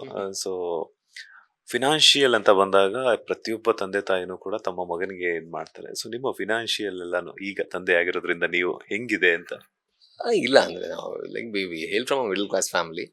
ಸೊ ನಮಗೆ ಎಲ್ಲ ನಮ್ಮನ್ನು ನೋಡ್ಕೊಂಡಿರೋದೆಲ್ಲ ತಾಯಿ. ಅವರು ವರ್ಕ್ ಮಾಡ್ತಿದ್ರು, ಅಪ್ಪ ಕೃಷಿ ಮಾಡ್ತಾ ಇದ್ರು. ಹಾಗಾಗಿ ಆ ಥರ ಏನಿಲ್ಲ. ಈಗ ನನಗೆ ಅಪ್ಪ ಹೇಳ್ಕೊಟ್ಟಿರೋದೆ ನಾನು ನೋಡಿರೋ ಮಟ್ಟಿಗೆ. ಅವ್ರು ಭಾಳಷ್ಟು ಸ್ಯಾಕ್ರಿಫೈಸ್ ಮಾಡಿದ್ದಾರೆ. ಅವರು ಚೆನ್ನಾಗಿ ಈಸ್ ಅ ಗ್ರ್ಯಾಜುಯೇಟ್ ಎಲ್ಲ ಮಾಡಿ ಅವ್ರ ಕೆಲಸ ಬಿಟ್ಟು ಸಮಾಜಕ್ಕೋಸ್ಕರ ಬಹಳಷ್ಟು ವಿಚಾರಗಳನ್ನು ಸ್ಯಾಕ್ರಿಫೈಸ್ ಮಾಡಿದ್ರು. ಸೊ ಅದು ಅವ್ರ ಲೈಫಲ್ಲಿ ನಾನು ಕಲ್ತಿದ್ದೇನಂತ ಹೇಳಿದ್ರೆ, ಈ ಮೆಟೀರಿಯಲ್ ಅಥವಾ ದುಡ್ಡು ಅಥವಾ ಇದಕ್ಕಿಂತ ಸಂಬಂಧಗಳು ಬಹಳ ಮುಖ್ಯ, ಜನರ ಹತ್ರ ಒಂದು ಬೆರೆಯುವಂಥದ್ದು ಬಹಳ ಮುಖ್ಯ, ಜನರ ಜೊತೆ ಇರೋದು ಬಹಳ ಮುಖ್ಯ ಅನ್ನೋದು ಅವ್ರ ಲೈಫಲ್ಲಿ ಕಲ್ತಿರೋದ್ರಿಂದ ಅದು ಯಾವುದು ಪ್ರಾಯಶಃ ನನಗೆ ಅಷ್ಟೊಂದು ಮ್ಯಾಟ್ರ್ ಆಗಲ್ಲ ಅನ್ಕೋತೀನಿ. ಅವರು ಏನು ಅದನ್ನ ಇನ್ಸಿಸ್ಟ್ ಮಾಡಲ್ಲ. ಅಂದ್ರೆ ನೀನು ಇಷ್ಟಿಷ್ಟು ಮಾಡಬೇಕು, ಇಷ್ಟಿಷ್ಟು ಮಾಡಬೇಕು, ದುಡ್ಡು ಮಾಡಬೇಕು, ಅದಿದೆಲ್ಲ ಅವರೇ ಪರ್ಸನಲಿ, ಅಂದ್ರೆ ಅವ್ರ ಇರುವಂಥ ರೀತಿ, ಅವ್ರು ಕೊಡುವಂಥ ಅಂದ್ರೆ ಯಾವುದಕ್ಕೆ ಪ್ರಾಮುಖ್ಯತೆ ಕೊಡ್ತಾರೆ ಅನ್ನೋದು ಗೊತ್ತಾಗತ್ತಲ್ಲ. ಸೊ ಅದು ಇರೋದ್ರಿಂದ ನನಗೆ ಅದು ಅಷ್ಟು. ಈಗಲೂ ಕೂಡ ನನಗೆ ಕೆಲವರೆಲ್ಲ ಬೈತಾರೆ, ನೀನು ಏನು ಮಾಡ್ತಾ ಹೀಗೆ ಯಾಕೆ ಮಾಡ್ತಾ ಇದೀಯಾ, ಇದೆಲ್ಲ ಕೇರ್ ಯಾಕೆ ತಗೊಳಲ್ಲ ಅಂದ್ರೆ, ಬಿಕಾಸ್ ಇಟ್ ಹ್ಯಾಸಂಟ್ ಕಮ್. ಅಪ್ಪ ಯಾವ ರೀತಿ ಇದ್ರು ಅದೇ ರೀತಿ ನನಗಿರಕ್ಕೆ ಆಸೆ. ಸೊ ಹಾಗಾಗಿ ನೀವು ಕೂಡ ಸೆಟ್ ಮಾಡ್ಕೊಂಡಿಲ್ವಾ ಫಿನಾನ್ಷಿಯಲ್ ಗೋಲ್ ಅಂತ ಹೇಳ್ಬಿಟ್ಟು, ಇಷ್ಟು ಮಾಡಬೇಕು, ಇಷ್ಟು ಅರ್ನ್ ಮಾಡಬೇಕು, ಈ ತರ ಮಾಡ್ಕೊಂಡ್ರೆ ನನ್ ಮುಂದೆ ಫ್ಯೂಚರ್ ಇರುತ್ತೆ, ಇನ್ ಮಾಡ್ಬೇಕು ಸದ್ಯಕ್ಕೆ ಅಂಥದ್ದು ಏನು ತೀರಾ ಏನ್ ತಲೆಗೆ ತಗೊಂಡಿಲ್ಲ. ಬಟ್ ಆಬ್ವಿಯಸ್ಲಿ ಒಂದಷ್ಟು ರೆಸ್ಪಾನ್ಸಿಬಿಲಿಟಿ ಇರೋದ್ರಿಂದ ನಮ್ಮ ಕರ್ತವ್ಯ ನಾವು ಮಾಡ್ಲೇಬೇಕು. ಸೊ ಹಾಗಾಗಿ ಮಾಡ್ತಾ ಇದ್ದೀನಿ ಹಾಗೆ. ಈಗ ಯಾವುದೇ ಒಬ್ಬ ನಟರಾಗಿರ್ಬೋದು ಅಥವಾ ಬೇರೆ ಬೇರೆ ಪ್ರೊಫೆಷನಲ್ಗಳಾಗಿರ್ಬೋದು, ಆ ಒಂದು ಪ್ರೊಫೆಷನ್ ಆಯ್ಕೆ ಮಾಡ್ಕೊಂಡಾಗ ಏನಾಗುತ್ತೆ ಅಂತಂದ್ರೆ, ಇಷ್ಟು ವರ್ಷ ಆರಾಮಾಗಿದ್ಬಿಟ್ಟು ಆಮೇಲೆ ಹೋಗ್ಬಿಟ್ಟು ಅವರ ಲೈಫಲ್ಲಿ ಸೆಟ್ಲ್ ಆಗ್ಬೇಡ, ಆಮೇಲೆ ಒಂದಷ್ಟು ಹಣವನ್ನ ಹೂಡಿಕೆ ಮಾಡ್ಕೊಂಡು ಆಮೇಲೆ ಏನಾದ್ರೂ ಒಂದು ಫೈನಾನ್ಷಿಯಲ್ ಗೋಲ್ ಅನ್ನು ಇಟ್ಕೊಳ್ಳೋಣ ಅಂತ ಪ್ಲಾನ್ ಮಾಡ್ತಾರೆ. ಸೊ ಆ ತರ ಗೋಲ್ಸ್ ನಿಮ್ಗೆ ಏನಾದ್ರು ಇದೆಯಾ? ಇಲ್ಲ, ಅಂದ್ರೆ ನನಗೆ ಸ್ಪೆಷಲಿ ಒಂದಷ್ಟು ಸೆಟಲ್, ಅದು ನೀವು ಹೇಳೋ ಪ್ರಕಾರ ಸೆಟಲ್ ಅನ್ನೋ ಟರ್ಮ್ ಏನು ಯೂಸ್ ಮಾಡ್ತಿದ್ರೆ ಅದು ಆಗ್ಬಿಟ್ರೆ ನಾನು ಸೀದಾ ಊರಿಗೆ ಹೋಗ್ಬಿಡ್ತೀನಿ. ಊರಿಗೆ ಹೋಗಿ ಆರಾಮ್ಸಿರ್ತೀನಿ, ದೇವ್ರ ಹೇಳ್ತೀನಿ. ನನಗೆ ಐ ಲೈಕ್ ರೈಟಿಂಗ್. ನನಗೆ ಡೈರೆಕ್ಷನ್ ಅಂದರೆ ತುಂಬ ಇಷ್ಟ. ಪ್ರಾಯಶಃ ಒಂದು ವರ್ಷಕ್ಕೊಂದು ನಾನೇ ಡೈರೆಕ್ಷನ್ ಮಾಡಿಕೊಂಡು ಇರ್ತೀನೇನೋ. ಬಟ್ ನನಗೆ ಈ ಥರ ಹಸಲ್ ಬಸಲ್ ಏನು ಹೇಳೋದು, ಈ ಕಾಂಪಿಟಿಷನ್ ಮತ್ತೆ ತೀರಾ ಇಲ್ಲಿರ್ಬೇಕು, ನಾನು ಅಲ್ಲಿರ್ಬೇಕು, ನಾನು ಹಂಗಿರ್ಬೇಕು ಅದೆಲ್ಲ ಏನೂ ಇಲ್ಲ. ದೇವ್ರಣೆಗೂ ಇಲ್ಲ ನನಗೆ. ನನಗೆ ಟ್ರಾವೆಲಿಂಗ್ ತುಂಬ ಇಷ್ಟ. ಮೇ ಬಿ ನಾನು ತುಂಬ ಟ್ರಾವೆಲ್ ಮಾಡ್ತೀನೇನೋ. ಊರಂದ್ರೆ ಇಷ್ಟ, ಕಾಡಂದ್ರೆ ಇಷ್ಟ, ಹಳ್ಳಿ ಅಂದ್ರೆ ಇಷ್ಟ. ಅಲ್ಲಿ ಹೋಗಿ ಆರಾಮ್ಸೆ ಇರ್ತೀನಿ ಅಷ್ಟೇ. ಮತ್ತೆ ತೀರಾ ಏನು ಅಲ್ಲಿರ್ಬೇಕು ಇಲ್ಲಿರ್ಬೇಕು ಹಂಗ್ ಮಾಡ್ಬೇಕು ಹಿಂಗ್ ಮಾಡ್ಬೇಕು ಅದೆಲ್ಲ ಏನೂ ಇಲ್ಲ, ಆಕ್ಚುಲಿ ಇಲ್ಲ. ಸದ್ಯಕ್ಕೆ ಏನಿದೆ ಫ್ಲೋ ಇದೆ. ನಾನು usually I don't plan also. ನಾನು ತುಂಬ ಪ್ಲಾನ್ ಮಾಡಲ್ಲ, ತೀರಾ ಪ್ಲಾನ್. ಬಿಕಾಸ್ ನಾವು ಎಷ್ಟೇ ಏನೇ ಪ್ಲಾನ್ ಮಾಡಿದ್ರು ಬೇರೆ ಇನ್ನೊಂದು ಪ್ಲಾನ್ ಇರುತ್ತೆ ದೇವ್ರದ್ದು. Uncertain life is very very uncertain ಅಲ್ಲ. ಈಗ ಗೊತ್ತಿರ್ಬೋದು ತುಂಬ ಆಗ್ತಿರುವಂಥ ವಿಚಾರಗಳನ್ನ ನೋಡಿದಾಗೆಲ್ಲ ನಾವು ಎಷ್ಟೇ ಪ್ಲಾನ್ ಮಾಡಿದ್ರು ಅದು ಹಂಗಾಗಲ್ಲ. ಫ್ಲೋ ವಿತ್ ದ ಫ್ಲೋ ಹಾರ್ಮೋನಿಯಲ್ಲಿ ಇರಬೇಕು ಅಂತ ನನ್ನ ಅನಿಸಿಕೆ. ಬಟ್ ಯಾ ಅದು at the same time hard work ಮಾಡಬೇಕು, ವರ್ಕ್ ಬಗ್ಗೆ ಸೀರಿಯಸ್ ಆಗಿರ್ಬೇಕು, ಶ್ರದ್ಧೆಯಲ್ಲಿ ಕೆಲಸ ಮಾಡಬೇಕು, ಅಷ್ಟೇ ಮಾಡ್ತಿರೋದು. There is no planning at all. Prithvi Ambar ಅವರ ಪ್ರಕಾರ ಮನಿ ಅಂದ್ರೆ ಏನು, ಹಣ ಅಂದ್ರೆ? ಮನಿ ಅಂದ್ರೆ ಮೇ ಬಿ ಎಲ್ಲರಿಗೂ ಬೇಕಾಗಿರುವಂಥ ವಿಚಾರ ಅದು. I mean it is very powerful. Definitely it is very powerful. And ಈಗ ಇರೋ ಸಿಚುವೇಶನ್ ಅಂದರೆ ಎಲ್ಲವನ್ನು ದುಡ್ಡಿನಲ್ಲಿ ಅಳಿತಾರಲ್ಲ, ಈಗ ಅದೊಂದು ದೊಡ್ಡ ದೊಡ್ಡ ಒಂದು ಇದು. ಸೊ ಆಬ್ವಿಯಸ್ಲಿ ಎಲ್ಲರಿಗೂ ಬೇಕಾಗಿರುವಂಥ ವಿಚಾರ ಅಂದರೆ ಒಂದಷ್ಟು ರಿಕ್ವೈರ್ಮೆಂಟ್ ಅಥವಾ ಎಲ್ಲವನ್ನು ಸೆಟ್ಲ್ ಮಾಡಬೇಕು. ನಮ್ಮ ಮಕ್ಕಳಿದ್ದಾರೆ, ವೈಫ್ ಇದ್ದಾರೆ, ಫ್ಯಾಮಿಲಿ ಇದೆ, ಆ್ಯಂಡ್ ಬೇರೆಯವ್ರಿಗೆ ಹೆಲ್ಪ್ ಮಾಡಬೇಕು ಅಂತನೂ ಕೂಡ ಅದು ತುಂಬ ಮುಖ್ಯ ಅನಿಸುತ್ತೆ. ಹೌದು, ಬೇರೆ ರೀತಿನೂ ಹೆಲ್ಪ್ ಮಾಡ್ಬೋದು, ಬಟ್ ಫಿನಾನ್ಷಿಯಲ್ ಹೆಲ್ಪ್ ಇಸ್ ಅಂದರೆ ಎಲ್ಲರೂ ಎಕ್ಸ್ಪೆಕ್ಟ್ ಮಾಡೋದು ಅದೇ ಅಲ್ವಾ. So that is power, money is power. ಆ, ಬದುಕು ಅಥವಾ ನಟನೆ ಅಂತ ತಗೊಂಡಾಗ ಏನಾಗುತ್ತೆ ಅಂದ್ರೆ ಸಮ್ಟೈಮ್ಸ್ ಮನೆ ಇಲ್ಲದೆ ದುಡ್ಡಿಲ್ಲದೆ ಪರದಾಡಿರುವಂಥದ್ದು ಎಕ್ಸ್ಪೀರಿಯನ್ಸ್ ಎಲ್ಲ ಸುಮಾರು ಇರುತ್ತೆ. ಬಿಕಾಸ್ ಯಾರ ಹತ್ರ ಕೇಳಬೇಕು, ಹೆಂಗಿರಬೇಕು, ನಾವೇ ನೋಡ್ಕೊಳಕ್ಕಾಗಲ್ಲ. ಇಂಥ ಒಂದು ಸಿಚುವೇಶನ್, ದುಡ್ಡಿಲ್ಲದೆ ಪರದಾಡ್ತಿರುವಂತಹ ಸಿಚುವೇಶನ್ ಯಾವತ್ತಾದ್ರೂ ಇದೆಯಾ? ಬಿಕಾಸ್ ನೀವು ಆಗ್ಲೇ ಹೇಳ್ತಾ ಇದ್ರೆ ನಾನು ಮಿಡಲ್ ಕ್ಲಾಸ್ ಇಂದ ಬಂದಿದ್ದು, ಇದುವರೆಗೂ ಒಂದು ಬೈಕನ್ನು ತಗೊಂಡಿಲ್ಲ, ಕಾರು ತಗೊಂಡಿಲ್ಲ ಅಂತ ಹೇಳ್ಬಿಟ್ಟು. ಸೊ ಆ ಒಂದು ಕಾರಣಕ್ಕೆ ಇದ್ದಿದೆ ಆಬ್ವಿಯಸ್ಲಿ. ಈಗ ನಮ್ಮಂಥವ್ರು, ಈಗ ನನ್ನಂಥವ್ರು ಎಷ್ಟೋ ಜನ ಇದ್ದಾರೆ. ನಾನು ಯೂಶಲಿ ಏನಂದ್ರೆ ನನ್ನ ಸ್ಟ್ರಗಲ್ನ ನಾನು ಹೇಳ್ಕೊಳಕ್ ಭಾಳ ಹಿಂಜರಿತೀನಿ. ನಾನು ತುಂಬಾ ಆದ್ರೆ ನನ್ಗಿಂತನೂ ಸ್ಟ್ರಗಲ್ ಮಾಡಿರೋರು ಎಷ್ಟೋ ಜನ ಇರ್ತಾರೆ. ಈಗ ನಾನು ಯಾವ ಪ್ಲೇಸಲ್ಲಿ ಇದ್ದೀನಿ, ಈಗ ಇಷ್ಟು ಸಿನಿಮಾಗಳು ನನ್ಗೆ ಸಿಗ್ತಾ ಇದೆ ಅಂತ ಹೇಳಿದ್ರೆ ನಾನು ಬಹಳ ಲಕ್ಕಿ ಅಂತ. It doesn't mean I am capable ಅಥವಾ ನನಗೆ ಟ್ಯಾಲೆಂಟ್ ಇದೆ ಅಥವಾ ನನ್ನಲ್ಲಿ ಆ ಒಂದು ಏನ್ ಹೇಳೋದು, ಆ ಒಂದು ಸ್ಟಫ್ ಇದೆ ಅದಕ್ಕೆ ನನಗೆ ಸಿಗ್ತಾ ಇದೆ ಅಂತ ನಾನು ನಂಬಲ್ಲ. ಬಿಕಾಸ್ ನನ್ಗಿಂತನೂ ಟ್ಯಾಲೆಂಟ್ ಆಗಿರೋರು, ನನಗಿಂತನೂ ಎಷ್ಟೋ ಚೆನ್ನಾಗಿರೋರು, ಏಬಲ್ ಇರೋರು ಬಹಳಷ್ಟು ಜನ ಇದ್ದಾರೆ without film. So I feel very lucky. ನಾನು ತುಂಬ ಲಕ್ಕಿ ಫೀಲ್ ಮಾಡ್ತೀನಿ. ಸೊ ಇಷ್ಟು ಆಗ್ತಾ ಇದೆ, ಇಷ್ಟು ಸಿನಿಮಾಗಳು ಸಿಗ್ತಾ ಇದೆ, ನನ್ನ ಲಕ್ ಅದು. ಆ್ಯಂಡ್ ಇದಕ್ಕೆ ಕ್ರೆಡಿಟ್ ಆಬ್ವಿಯಸ್ಲಿ ನನಗೆ ದಿಯಾ ಸಿನಿಮಾ ಕೊಟ್ಟಿರುವಂಥ ಅಶೋಕ್ ಸರ್ ಮತ್ತು ಅದರ ಪ್ರೊಡ್ಯೂಸರ್ ಕೃಷ್ಣ ಚೈತನ್ಯ ಸರ್ಗೆ ಹೋಗಬೇಕು. Struggle is there. ಅಂದರೆ ಮೊದಲಿಂದ ಇತ್ತು. ನಾನಂದರೆ ಡ್ಯಾನ್ಸಿಗೆ ನಾನು ಊರಿಂದ ಬಿಟ್ಟು ಇಲ್ಲಿ ಬೆಂಗಳೂರು ಬಂದಾಗ ರಿಯಾಲಿಟಿ ಶೋಗೆಲ್ಲ ಭಾಳ ಸ್ಟ್ರಗಲ್ ಮಾಡಿದ್ದೀನಿ. ನಾನು ಎಲ್ಲೆಲ್ಲೋ ಮಲಗಿದೆ, ಶಟರ್ ಕೆಳಗಡೆ ಎಲ್ಲೆಲ್ಲೋ. ಅಂದರೆ ಮನೆ ಇರಲಿಲ್ಲ, ಏನೂ ಇರಲಿಲ್ಲ, ಸ್ನಾನ ಮಾಡೋಕ್ಕೂ ಇರಲಿಲ್ಲ. ಆದರೆ ಆ ರೀತಿ ಇದ್ವಿ. ಐ ಮೀನ್ ಒಬ್ಬ ಡ್ಯಾನ್ಸರ್, ಆಗ ಆ್ಯಕ್ಟರ್ ಅಲ್ಲ ನಾನು, ಒಬ್ಬ ಡ್ಯಾನ್ಸರ್ಗೆ ಎಷ್ಟು ಸ್ಟ್ರಗಲ್ ಇರುತ್ತೆ ಅದು ಆ ಟೈಮಲ್ಲಿ. ಲೈಕ್ 2010-11 ಆ ಥರ ಇರ್ಬೋದು, 12 ಆ ಥರ ಎಲ್ಲ. ಅಂದರೆ ಎಷ್ಟು ಕಷ್ಟ ಇದೆ ಅದನ್ನೆಲ್ಲ ನೋಡಾಗಿದೆ ಆ ಟೈಮಲ್ಲಿ. ಅಂದರೆ ಆಗ ನನ್ನ ಗರ್ಲ್ ಫ್ರೆಂಡು, ಈಗ ನನ್ನ ವೈಫು, ಅವಳು ಇದ್ಲು. She was there. ನನ್ನ ತಾಯಿನೂ ಅಷ್ಟೇ, ನನ್ನ ಅಮ್ಮ ಅಪ್ಪ. ಅಂದರೆ ಯಾವಾಗ ನನ್ನನ್ನು ಈ ಫೀಲ್ಡಿಗೆ ಬಿಟ್ಟರೋ 1% ನನಗೆ ಅಂದರೆ ಜವಾಬ್ದಾರಿಯ ಒಂದು ಭಾರವನ್ನು ಕೊಡಲೇ ಇಲ್ಲ. ಅಂದರೆ ಇವನ್ನೇ ನೋಡ್ಕೊಳಕ್ ಆಗ್ತಿಲ್ಲ, ನಮ್ಮನ್ನೇ ನೋಡ್ಕೋತಾನೆ ಅನ್ನೋ ಟೈಪಲ್ಲಿ ಅಮ್ಮ ಟುಕ್ ದ ಲೀಡರ್ಶಿಪ್. ಅಮ್ಮ ಅಂದರೆ ಎಲ್ಲನೂ ಅಮ್ಮ ನೋಡ್ಕೊಳಕ್ ಶುರು ಮಾಡಿದ್ರು. I mean she was such a strong lady. ಅಂದರೆ ಅವರು ನಿಜವಾಗ್ಲೂ ಅಂದರೆ one of the real hero ನಮ್ಮ ಲೈಫಲ್ಲಿ, ನಮ್ಮ ಫ್ಯಾಮಿಲಿ ಲೈಫಲ್ಲಿ. ಸೊ ಅವರು ಅಷ್ಟು ಸ್ಟ್ರಾಂಗ್ ಇದ್ದಿದ್ದರಿಂದ ನನಗೆ ಪ್ರಾಯಶಃ ಇಷ್ಟು ದೂರ ಬರೋಕ್ಕೆ ಸಾಧ್ಯ ಆಯಿತು ಅಂತ. ಆ್ಯಂಡ್ ನಾನು ಈಗಲೂ ಅನ್ಕೋತೀನಿ, ಅಂದರೆ ನನ್ನ ಸ್ಟ್ರಗಲ್ ಏನೂ ಇಲ್ಲ. ಈಗ ನನ್ನ ತಾಯಿ ಸ್ಟ್ರಗಲ್ ನೋಡಿದ್ರೆ, ನನ್ನ ತಂದೆ ಸ್ಟ್ರಗಲ್ ನೋಡಿದ್ರೆ, ನನ್ನ ಸ್ಟ್ರಗಲ್ ಎಳ್ಳಷ್ಟು ಇಲ್ಲ. ಓಕೆ, ಒಬ್ಬನೇ ಬಂದು ಇಲ್ಲೇನೋ ಏನೇನೋ ಮಾಡ್ಕೊಂಡು ಇದ್ದೆ, ಅದೇ ಅಂತ ಹೇಳ್ಬೋದು.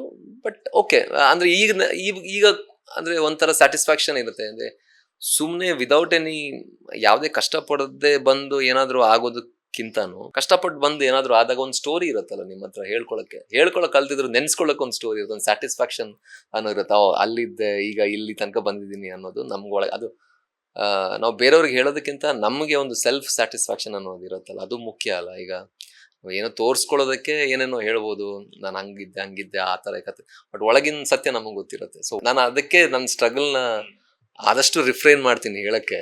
ಬಿಕಾಸ್ ಅದು ಇಟ್ ಇಸ್ ಮೈ ಏನು ಹೇಳೋದು, ಮೈ ಸ್ಟ್ರೆಂತ್. ನನಗೆ ಒಳಗಿಂದ ಕೊಡ್ತಿರೋ ಒಂದು ಸ್ಟ್ರೆಂತ್ ಕೊಡ್ತಿರೋಂಥ ವಿಚಾರ, ಅದನ್ನು ನಾನು ಹೊರಗೆ ಹೇಳಿ ಅದನ್ನು ಡೈಲ್ಯೂಟ್ ಮಾಡ್ಕೊಳ್ಳೋದಕ್ಕಿಂತ ಒಳಗೆ ಇರಲಿ ಅನ್ನೋದು ನನಗೆ ಅದು ಭಾಳ ಮುಖ್ಯ. ಸಾಕಷ್ಟು ಫ್ಯಾನ್ಸ್ ನೋಡ್ತಿರ್ತಾರಲ್ಲ, ಅವ್ರಿಗೊಂದು ಇನ್ಸ್ಪಿರೇಷನಲ್ ಸ್ಟೋರಿ ಆಗುತ್ತೆ. ಪೃಥ್ವಿ ಅಂಬಾರ್ ಅವರು ಆನ್ ಸ್ಕ್ರೀನ್ ಎಷ್ಟು ಎಂಟರ್ಟೈನ್ ಮಾಡ್ತಾರೋ, ಆಫ್ ಸ್ಕ್ರೀನ್ ಅಲ್ಲಿ ಇಷ್ಟೇ ಕಷ್ಟಪಟ್ಟಿರ್ತಾರೆ. ಅವ್ರ ತರ ನಾವು ಆಗ್ಬೇಕು ಅನ್ನೋಂತ ಒಂದಷ್ಟು ಜನ ಗೋಲ್ ಅಲ್ಲ ಇರುತ್ತೆ. ಎಲ್ಲ ಎಲ್ಲಾರ್ಗು ನಾನು ಹೇಳೋದು ಈಗ ನಂತರ ಆಕ್ಟರ್ಸ್ಗೆ ಹೇಳೋದೇನಂದ್ರೆ ಹ್ಯಾಂಗ್ ಆನ್ ಆಗಿ ಅಂತ ಅಷ್ಟೇ. ಅಂದ್ರೆ ಬಹಳಷ್ಟು ಸರಿ ಏನೇನೋ ವಿಚಾರಗಳು ಬಂದು ಏನೇನೋ ಸಮಸ್ಯೆಗಳು ಬಂದು ಅಯ್ಯಪ್ಪ ಸಾಕಪ್ಪ ಇವಾಗ ಹೋಗೋಣ ವಾಪಸ್ ಹೋಗೋಣ ಅಂತ ಅನ್ಸುತ್ತೆ. ಬಟ್ ವಾಪಸ್ ಅವ್ರು ಎಲ್ಲಿ ತನಕ ರೀಚ್ ಆಗಿರ್ತಾರೆ ಅವ್ರಿಗೆ ಗೊತ್ತಿರಲ್ಲ. ಇನ್ನೇನೊಂದು 2 ಸ್ಟೆಪ್ ಇರುತ್ತೆ. ಅವ್ರು ಇನ್ನೇನು 2 ಸ್ಟೆಪ್ ಇರುತ್ತೆ, ಅಷ್ಟರಲ್ಲಿ ಬೇಡ ಅಂತ ವಾಪಸ್ ಹೋಗೋದು ತುಂಬಾ ತಪ್ಪದು. ಉಳಿಬೇಕು, ನಿಲ್ಕೋಬೇಕು. ನಂಗೆ ಎಷ್ಟೋ ಜನ ಮೆಸೇಜ್ ಮಾಡ್ತಾರೆ, ನಮ್ಗೆ ಅಂದ್ರೆ ನಮ್ಗೇನು ಆಪರ್ಚುನಿಟಿ ಸಿಗ್ತಾ ಇಲ್ಲ ಹಂಗಿಂಗೆ ಅಂತ ಸುಮ್ಮನೆ ಮೆಸೇಜ್ ಮಾಡಿ. ಎಷ್ಟು ವರ್ಷದಿಂದ ನಾನು ಇನ್ನೂ ಮಾಡ್ತೇನೆ, ಒಂದು 2 ವರ್ಷ ಆಯ್ತು ಅಂತ. 2 ವರ್ಷನೇ ದೊಡ್ಡ ವಿಚಾರ ಅಂತ ಮಾಡ್ತಾರೆ. ಈಗ ನನ್ನ ಎಕ್ಸಾಂಪಲ್ ಹೇಳಿದ್ರೆ, ನಾನು 2010-11 ನಾನು ಆರ್ಟ್ ಲೈಫ್ ಶುರು ಮಾಡಿದ್ದು. ನನ್ನ ದಿಯಾ ರಿಲೀಸ್ ಆಗಿದೆ 2020. ಅದಕ್ಕಿಂತ ಮೊದಲೇ ನಾನು ಡ್ಯಾನ್ಸ್ ಶುರು ಮಾಡಿದ್ದು. ಆಲ್ಮೋಸ್ಟ್ 12-13 ವರ್ಷದ ಸ್ಟ್ರಗಲ್. ಸೊ 12-13 ವರ್ಷನೂ ನಮ್ಗೇನು ಆಗಿರಲಿಲ್ಲ. ಅದೇ ಆಗ ನೋಡಿದ್ರೆ ಈಗಲೂ ಏನು ಆಗಿಲ್ಲ. ಯೆಟ್ ಟು ಅಂದ್ರೆ ಪ್ರೂವ್ ಮೈ ಸೆಲ್ಫ್. ಸೊ ಅದು ಟೈಮ್ ಅನ್ನೋದು ಟೈಮ್ ಫ್ರೇಮ್ ಇಲ್ಲ. ಅದ್ರ ಸ್ಪೆಷಲಿ ನಮ್ಮ ಫೀಲ್ಡಲ್ಲಿ ಅಂತೂ ನಿಮಗೆ ಆರ್ಗನೈಸ್ಡ್ ಆಗಿ ಇಲ್ಲಿ ಇದು ಈ ಪ್ರಮೋಷನ್ನು, ಇಲ್ಲಿಂದ ನಾನು ಇನ್ನೊಂದು, ಇಲ್ಲಿಂದ ಮ್ಯಾನೇಜರು, ಇಲ್ಲಿಂದ CEO ಅನ್ನೋದು ಇಲ್ಲ ಅಲ್ವಾ. It all depends on Friday. ಒಂದು ಸಿನಿಮಾ ಹಿಟ್ ಆದರೆ ಇದೆ, ಸಿನಿಮಾ ಹಿಟ್ ಆಗಿಲ್ವೋ ಏನೂ ಇಲ್ಲ. ಸೊ ಹಾಗಾಗಿ ಪೇಷನ್ಸ್ ತುಂಬ ಅಂದರೆ ತುಂಬ ಮುಖ್ಯ. ಟ್ಯಾಲೆಂಟ್ ಮತ್ತು ಹಾರ್ಡ್ ವರ್ಕ್ಗಿಂತ ಪೇಷನ್ಸ್ ನನಗೆ ಭಾಳ ಮುಖ್ಯ ಅಂತ ಅನಿಸುತ್ತೆ ನನಗೆ. ಮಾತಾಡ್ತಾ ಇನ್ನೊಂದು ಮಾತಾಡಿದ್ರೆ ನೀವು, ಹಾಗೇನೆ ಎಷ್ಟೋ ಸಲ ಇನ್ನೇನು 2 ಸ್ಟೆಪ್ ಇರುತ್ತೆ ಹೋಗ್ಬೇಡ ಅಂತ ಹೇಳ್ತೀವಿ. ನೀವು ಯಾವ್ದಾದ್ರು ನಿಮ್ಗೂ ಪ್ರತಿಯೊಬ್ಬ ನಟನಿಗೂ ಬಂದಿರುತ್ತೆ ಆ ಥರ ಥಿಂಕಿಂಗ್. ಬಿಕಾಸ್ ಎಕ್ಸ್ಪೀರಿಯನ್ಸ್ ಇಲ್ಲದೆ ಆ ಮಾತುಗಳು ಬರೋದಿಲ್ಲ, ಕೆಲವೊಂದು ಮಾತುಗಳು. ಸೊ ಆ ಥರ ಅನ್ಸಿದ್ಯಾ ನಿಮ್ಗೂ ಕೂಡ, ಬೇಡಪ್ಪ ಈ ಬಣ್ಣದ ಬದುಕು ಸಾಕಾಗಿದೆ, ಅವಕಾಶಗಳು ಸಿಗ್ತಿಲ್ಲ, ಅಥವಾ ಸಿಕ್ಕಿರಿದ್ರು ಕೂಡ ಕರೆಕ್ಟಾಗಿ ಒಳ್ಳೆ ಡೈರೆಕ್ಟರ್ ಸಿಗ್ತಿಲ್ಲ, ಈ ಥರ ಅಂದ್ರೆ ನಾವು ಬ್ಲೇಮ್ ಮಾಡೋದಕ್ಕಿಂತನೂ ಎಲ್ಲೋ ಒಂದ್ ಕಡೆ ನಮ್ಮ ಹಣೆ ಬರದಲ್ಲಿ ಕೆಲವೊಂದು ವಿಚಾರಗಳು ಬರ್ತಿರಲ್ಲ ಅಂತ ಕೆಲವರು ನಂಬ್ತಾರೆ. ನನಗೇನಂದ್ರೆ, ನನಗೆ ಪರ್ಸ್ನಲಿ, ಕೆಲವರಿಗೆ ಆ ಥರ ಅನಿಸಿರ್ಬೋದು. ನನಗೆ ಪರ್ಸ್ನಲಿ ಏನಂದ್ರೆ, ನನಗೆ ಇನ್ನೊಂದು 2 ದಿನ ಬಿಟ್ಟು ಹಿಂಗಾಗುತ್ತೆ ಅನ್ನೋ ಆಸೆಯಲ್ಲಿ ನಾನಿಲ್ಲ.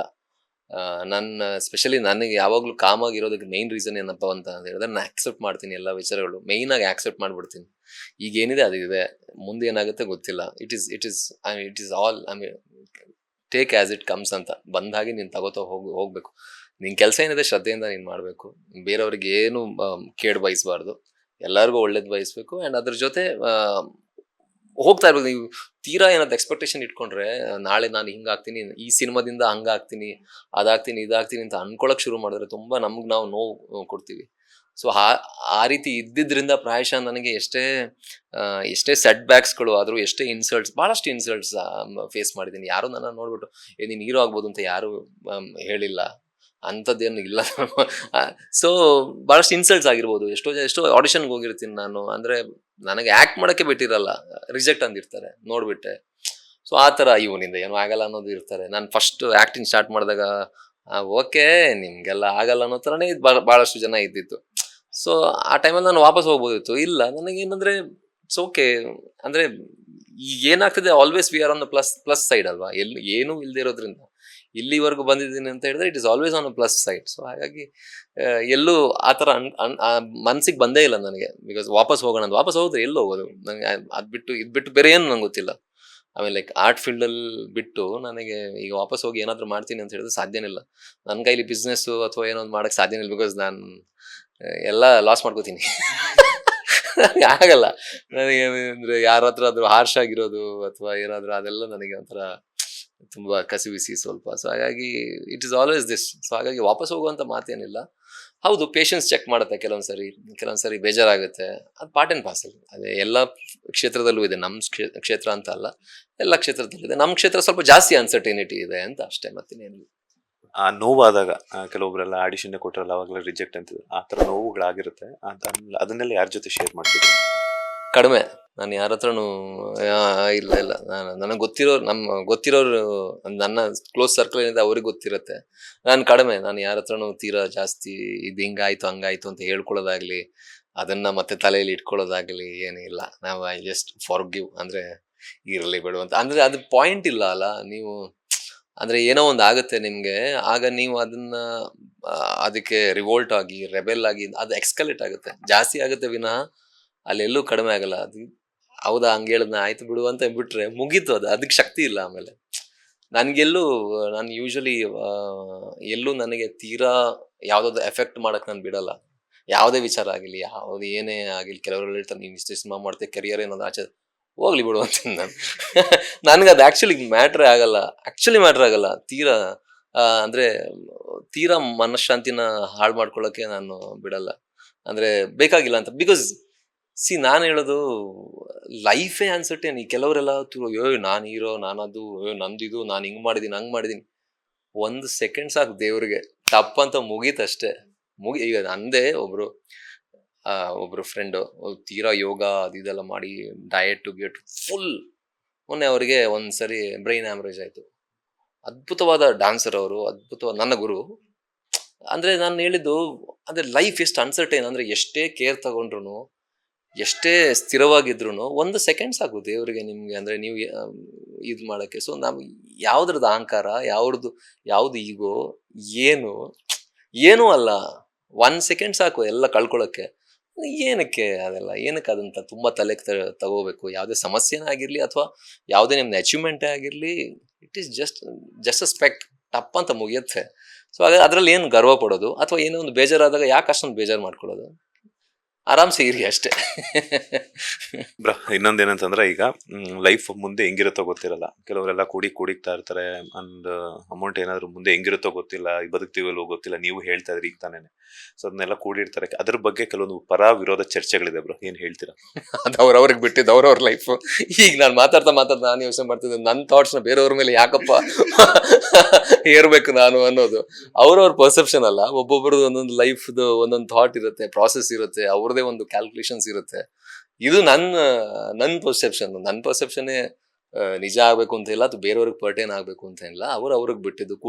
ಕೂಡಿಟ್ಕೊಳ್ಳಿ, ಖರ್ಚು ಮಾಡ್ಲಿ. ಬಟ್ ದೆನ್ ಓನ್ಲಿ ವಿಷಯ ಎಲ್ಲರಿಗೂ ಹೇಳೋದೇನಂತ ಹೇಳಿದ್ರೆ, ಖುಷಿಯಾಗಿರಿ, be happy in whatever you do. ಖುಷಿಯಾಗಿರಿ, ಎಲ್ಲರ ಜೊತೆ ಖುಷಿಯಾಗಿರಿ, and be kind to everyone. Compassionate ಆಗಿರಿ. ಅಂದ್ರೆ ಬೇರೆಯವ್ರ ನೋವು ನಿಮ್ಗೂ ಸ್ವಲ್ಪ ನೋವು ಕೊಡ್ಲಿ. ಅಂದ್ರೆ ಆ ಒಂದು ಕಂಪ್ಯಾಷನೇಟ್ ಹಾರ್ಟ್ ಇರಬೇಕು ಎಲ್ಲ ಮನುಷ್ಯರಲ್ಲೂ ಅಂತ ನಾನು ಹೇಳಕ್ ಇಷ್ಟಪಡ್ತೀನಿ. ಖುಷಿಯಾಗಿರಿ, ಸ್ಮೈಲ್ ಮಾಡ್ತಾ ಇರಿ. ಗಂಟು ಮುಖ ಮಾಡ್ಕೊಂಡು ಅಂತ ಹೇಳ್ಕೊಂಡು ಅಂತ ಅವನ ಮೇಲೆ ಯಾಕೆ ಆರಾಮ್ಸೆ ಇರಿ ಅಷ್ಟೇ. ದುಡಿಯೋದ್ರ ಜೊತೆಗೆ ಸೇವಿಂಗ್ಸ್ ಅನ್ನೋದು ಕೂಡ ಇಂಪಾರ್ಟೆಂಟ್ ಆಗಿರುತ್ತೆ. ಸೇವಿಂಗ್ಸ್ ಮಾಡುವಂತ ವಿಚಾರದಲ್ಲಿ ಪೃಥ್ವಿ ಅವರು ಯಾವ ಲೆವೆಲ್ ಅಲ್ಲಿ ಇದ್ದಾರೆ ಅಂತ? ತುಂಬಾ ವೆರಿ ಬ್ಯಾಡ್. ಎಲ್ಲರೂ ನನಗೆ ಅದೇ ಬೈತಾರೆ. ನನ್ನ ಎಲ್ಲ ರಿಲೇಟಿವ್ಸ್ ಎಲ್ಲ ಅವರೆಲ್ಲ ಅದೇ ವಿಷಯದಲ್ಲಿ ಬೈತಾರೆ ತುಂಬಾ. ನಾನು ಅಷ್ಟೇ, ನನ್ನ ಹೆಂಡ್ತಿನೂ ಅಷ್ಟೇ. ಇಬ್ರು ಕರೆಕ್ಟ್ ಜೋಡಿ ಆಗಿದೀವಿ. ಇಬ್ರಿಗೂ ಸೇವಿಂಗ್ ವಿಚಾರದಲ್ಲಿ ಬಹಳ ಬ್ಯಾಡ್ ಅನ್ಕೋತೀನಿ. ಬಟ್ ಅದು ಒಳ್ಳೇದಲ್ಲ. ಎಲ್ರು ಸೇವ್ ಮಾಡಿ, ಜಾಸ್ತಿ ಖರ್ಚು ಮಾಡ್ಬೇಡಿ ಅಷ್ಟೇ. ಇನ್ವೆಸ್ಟ್ಮೆಂಟ್ ಅಂದ್ರೆ ಮ್ಯೂಚುವಲ್ ಫಂಡ್ ಆಗಿರ್ಬೋದು, ಸ್ಟಾಕ್ ಮಾರ್ಕೆಟ್, ಆ ತರದ್ದು ಏನಾದ್ರು ಇದೆಯಾ? ಯಾವ್ದು ಮಾಡಿಲ್ಲ ಬ್ರೋ. ಅಷ್ಟೊಂದು ದುಡ್ಡಿಲ್ಲ ನನ್ನ ಹತ್ರ. ಯಾವ್ದು ಮಾಡಿಲ್ಲ, ಆಕ್ಚುಲಿ ಯಾವ್ದು ಮಾಡಿಲ್ಲ. ಇನ್ನು ಮಾಡ್ಬೇಕು. ನೀವ್ ಹೇಳಿದ್ರಲ್ಲ, ಈಗ ನೆನಪಾಯ್ತು, ಈಗ ಮಾಡ್ತೀನಿ ಹೋಗ್ಬಿಟ್ಟು. ಆಮೇಲೆ ಲಾಸ್ ಆಯ್ತು, ನನ್ನನ್ನು ಹಿಡ್ಕೊಂಡ್ಬಿಟ್ಟಿರ ಆಮೇಲೆ. Mutual funds is okay, relatively safe ಅಲ್ಲ, ಮಾಡ್ತೀನಿ ಹೋಗ್ಬಿಟ್ರು. ಯಂಗ್ ಜನರೇಷನ್ ಏನಾಗ್ತಿದೆ ಅಂತಂದ್ರೆ, ಡ್ರೆಸ್ ಆಗಿರ್ಬೋದು, ಟ್ರಿಪ್ಸ್ ಆಗಿರ್ಬೋದು, ಈ ತರ ಎಲ್ಲಾನು ಇಲ್ಲ ಒಂದ್ ಕಡೆ ಹಣದ ಬೇರೆ ಅಪ್ಪ ದುಡಿದಿರುವಂತ ದುಡ್ಡಲ್ಲೆಲ್ಲಾನು ಕೂಡ ಇದು ಮಾಡ್ತಿದ್ದಾರೆ. ಅಂತವ್ರಿಗೆ ಪೃಥ್ವಿ ಅಂಬರ್ ಅವರು ಯಾವ ರೀತಿ ಟಿಪ್ಸ್ ಅನ್ನ ಕೊಡ್ತಾರೆ ಅಂತ? ಇಲ್ಲ, ಟಿಪ್ಸ್ ಕೊಡೋಷ್ಟು ನಾನೇ ಹೇಳೋದಲ್ಲ, ನಾನೇ ಸೇವಿಂಗ್ ಮಾಡ್ತೀನಿ, ಅವ್ರಿಗೇನು ಟಿಪ್ಸ್ ಕೊಡ್ಲಿ. ಬಟ್ ದೆನ್ ಆಬ್ವಿಯಸ್ಲಿ ಒಂದು ಲೆವೆಲ್ ಆಫ್ ಏನ್ ಹೇಳೋದು, ಒಂದು ಅವೇರ್ನೆಸ್ ಇರಬೇಕು ಅಂತ ನಾನು ಹೇಳಕ್ ಇಷ್ಟಪಡ್ತೀನಿ. ಅಂದ್ರೆ ಆ ಫ್ಲೋ ಅಲ್ಲಿ ಎಲ್ಲಾನು ಇದ್ ಮಾಡ್ಕೊಳ್ಳೋದು ವಿದೌಟ್ ಎನಿ, ಅಂದ್ರೆ ಏನು ಯೂಸ್ ಇಲ್ಲದೆ, ಅದೇ ದುಡ್ಡಲ್ಲಿ ಬೇರೆಯವ್ರಿಗೆ ಅದು ಹೆಲ್ಪ್ ಆಗೋರು ಹೆಲ್ಪ್ ಆಗ್ಲಿ ಅಲ್ವಾ. ಈಗ ನಾವೊಂದು ಪಾಯಿಂಟ್ ಅಲ್ಲಿ ಎಷ್ಟು ಖರ್ಚು ಮಾಡ್ತೀವೋ ಅಷ್ಟು ದುಡ್ಡು ಯಾರಿಗೋ ತುಂಬಾ ದೊಡ್ಡ ವಿಚಾರದಲ್ಲಿ ನೀಡ್ ಇರುತ್ತೆ. ಸೊ ಅದನ್ನ ತಲೆಯಲ್ಲಿ ಇಟ್ಕೊಂಡ್ರೆ ಸ್ವಲ್ಪ ಈ ತರ ವಿದೌಟ್ ಎನಿ ರೀಸನ್ ಖರ್ಚುಗಳು ನಿಲ್ಲತ್ತೆ ಅಂತ ಹೇಳಕ್ ಇಷ್ಟಪಡ್ತೀನಿ. ಬಟ್ ಏನಾದ್ರೆ ಬಿ ಕೇರ್ಫುಲ್ ಅಷ್ಟೇ. ಚೌಕಿದಾರ್ ಸಿನಿಮಾದಲ್ಲಿ ಒಂದು ರಗಡ್ ಪಾತ್ರದಲ್ಲಿ ಕಾಣಿಸ್ಕೊಳ್ತಾರೆ. ಅವ್ರ ಟೀಸರ್ ಅಲ್ಲಿ ನೋಡಿರೋ ಹಾಗೇನೆ ಎಲ್ಲಾನು ಕೂಡ ಒಂಥರ ಮಾಸ್ ಲುಕ್. ಸೊ ಯಾವಾಗ ಎಕ್ಸ್ಪೆಕ್ಟ್ ಮಾಡ್ಬೋದು ಸಿನಿಮಾವನ್ನ? ಆದಷ್ಟು ಬೇಗ, ಆಗಸ್ಟ್ ಅಥವಾ ಸೆಪ್ಟೆಂಬರ್ ರಿಲೀಸ್ ಇರುತ್ತೆ. ಮಾಸ್ ಅನ್ನೋದಕ್ಕಿಂತ ಫ್ಯಾಮಿಲಿ ಡ್ರಾಮಾ ಇದು. ಅದರಲ್ಲಿ ನನ್ನ ಪಾತ್ರ ಸ್ವಲ್ಪ ಒಂದಷ್ಟು ಆಕ್ಷನ್ ಎಲ್ಲ ಇದೆ. ಸೊ ಎಲ್ಲ ಎಲಿಮೆಂಟ್ಸ್ ಇದೆ ಇದರಲ್ಲಿ. ನಿಮಗೆ ಒಳ್ಳೆ ಸಾಂಗ್ಸ್ ಇದೆ. ಅಂಡ್ ಅಪ್ಪ ಮಗನ ಒಂದು ಬಾಂಧವ್ಯ, ಅಮ್ಮ ಮಗನ ಬಾಂಧವ್ಯ ಆಗಿರ್ಲಿ, ಗಂಡ ಹೆಂಡತಿಯ ಒಂದು, ಅಂಡ್ ಸ್ಪೆಷಲಿ ಮಕ್ಕಳನ್ನ ಯಾವ ರೀತಿ ಬೆಳೆಸ್ಬೇಕು ಅನ್ನೋದು, ಅಂಡ್ ಜೊತೆಗೆ ಆಕ್ಷನ್, ಥ್ರಿಲ್ಲಿಂಗ್ ಎಲಿಮೆಂಟ್ಸು, ಒಂದಷ್ಟು ಕಾಲೇಜ್ ಎಪಿಸೋಡ್ಸು, ಒಂದು ಚೈಲ್ಡ್ಹುಡ್ ಎಪಿಸೋಡ್ಸ್. ಸೊ ಎಲ್ಲವನ್ನ ಚಂದ್ರಶೇಖರ್ ಬಂಡಿಯಪ್ಪ ಸರ್ ಅವರು ತುಂಬಾ ಚೆನ್ನಾಗಿ ಸೆನ್ಸಿಬಲ್ ಆಗಿ ಬರ್ದಿದ್ದಾರೆ. ಸ್ಪೆಷಲಿ ಎಲ್ಲರಿಗೂ ಕನೆಕ್ಟ್ ಆಗೋ ರೀತಿಲಿ ಅಂದ್ರೆ ನೋಡಿದಾಗ ಈ ರೀತಿ ಮಕ್ಕಳು ಅಲ್ಲಿದ್ರಲ್ಲ, ನಮ್ಮ ಮಕ್ಳೇ ಹಿಂಗಿದ್ರಲ್ಲ ಅನ್ನೋ ತರ, ಅಪ್ಪ ಈ ರೀತಿ ಇದ್ರಲ್ಲ, ಅಪ್ಪ ಇಷ್ಟು ಸ್ಯಾಕ್ರಿಫೈಸ್ ಮಾಡ್ತಿದ್ರಲ್ಲ. ಮತ್ತೆ ಪ್ರಾಯಶಃ ಒಂದಷ್ಟು ಒಳ್ಳೆ ಬದಲಾವಣೆಗಳು ಅಂದ್ರೆ ಈ ಸಿನಿಮಾ ನೋಡಿದ್ರೆ ಮಕ್ಕಳಲ್ಲಾಗಿರ್ಲಿ, ಪೇರೆಂಟ್ಸ್ ಅಲ್ಲಾಗಿರ್ಲಿ ಒಂದು ಒಳ್ಳೆಯ ಪಾಸಿಟಿವ್ ಬದಲಾವಣೆಗಳು ಆಗ್ಬೋದು ಅನ್ನೋದು ನನ್ನ ಅನಿಸಿಕೆ. ಬಿಕಾಸ್ ಅಷ್ಟು ಎಫೆಕ್ಟಿವ್ ಆಗಿ ನಮ್ಮ ನಿರ್ದೇಶಕರು ಇದನ್ನ ಬರೆದಿದ್ದಾರೆ ಅಂಡ್ ಎಕ್ಸಿಕ್ಯೂಟ್ ಮಾಡಿದ್ದಾರೆ. ಅಂಡ್ ಸಾಯಿ ಕುಮಾರ್ ಸರ್ ಅವರ acting, Sudharani ma'am, Shweta ma'am, Dhanya ಅವರನ್ನ ಒಂದು ಬೇರೆ ರೀತಿಯ ಒಂದು ಅವತಾರದಲ್ಲಿ ಈ ಸಿನಿಮಾದಲ್ಲಿ ನೋಡಬಹುದು. ಸಚಿನ್ ಅವ್ರದ್ದು ಒಳ್ಳೆ ಮ್ಯೂಸಿಕ್ ಇದೆ, ಬ್ಯಾಕ್ಗ್ರೌಂಡ್ ಸ್ಕೋರ್ ಕೂಡ ತುಂಬಾ ಚೆನ್ನಾಗಿ ಬಂದಿದೆ ಅಂತ ನಾನು ಕೇಳಿಲ್ಲ ಇನ್ನ.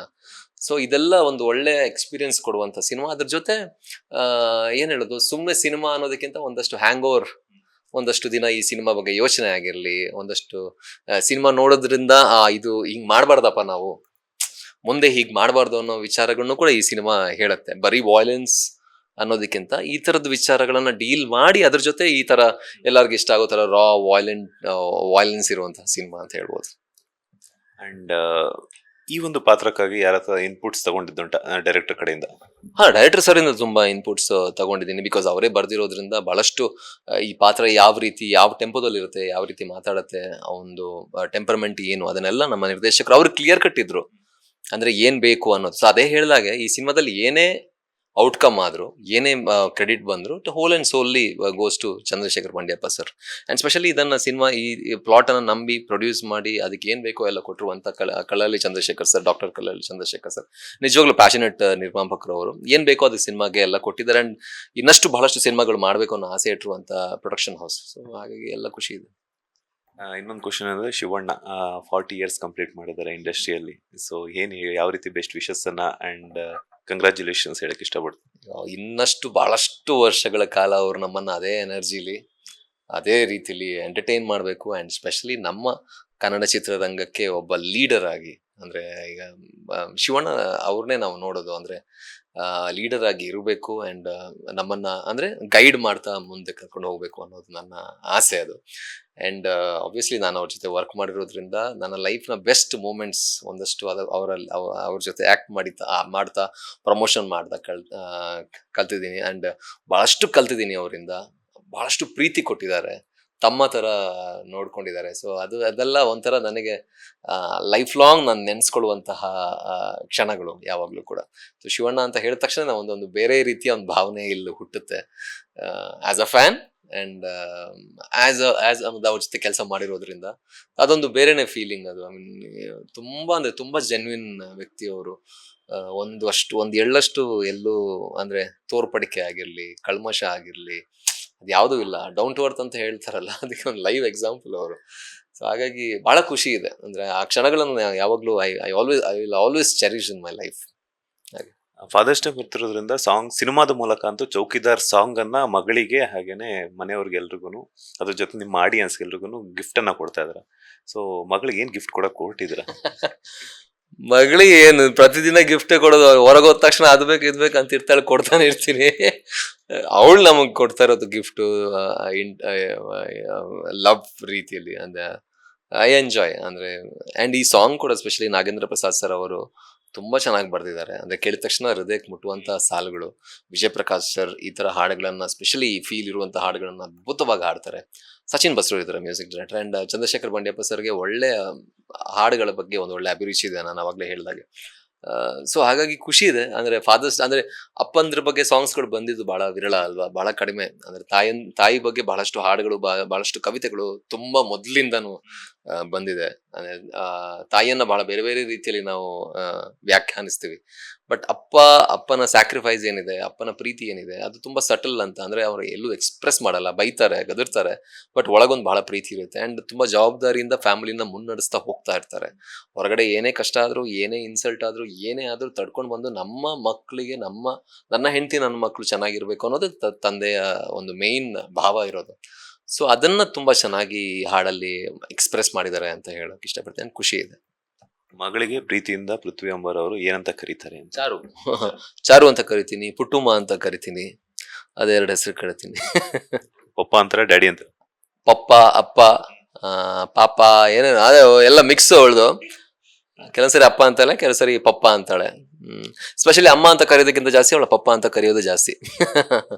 ಹಾಗೆ ಫೈನಲಿ ಏನ್ ಹೇಳ್ತೀರಾ ಅಭಿಮಾನಿಗಳಿಗೆ ಚೌಕಿದಾರ್ ಸಿನಿಮಾದ ಸಾಂಗ್ ಬಗ್ಗೆ ಆಗಿರ್ಬೋದು, ಫಾದರ್ಸ್ ಡೇ ಬಗ್ಗೆ ಆಗಿರ್ಬೋದು, ಇನ್ನೇನು ಆಗಸ್ಟ್ ಅಥವಾ ಸೆಪ್ಟೆಂಬರ್ಗೂ ರಿಲೀಸ್ ಆಗ್ತಾ ಇದೆ. ಸೊ ಯಾವ ರೀತಿಯಂತಹ ಯಾಕೆ ನೋಡ್ಬೇಕು ಆಡಿಯನ್ಸ್?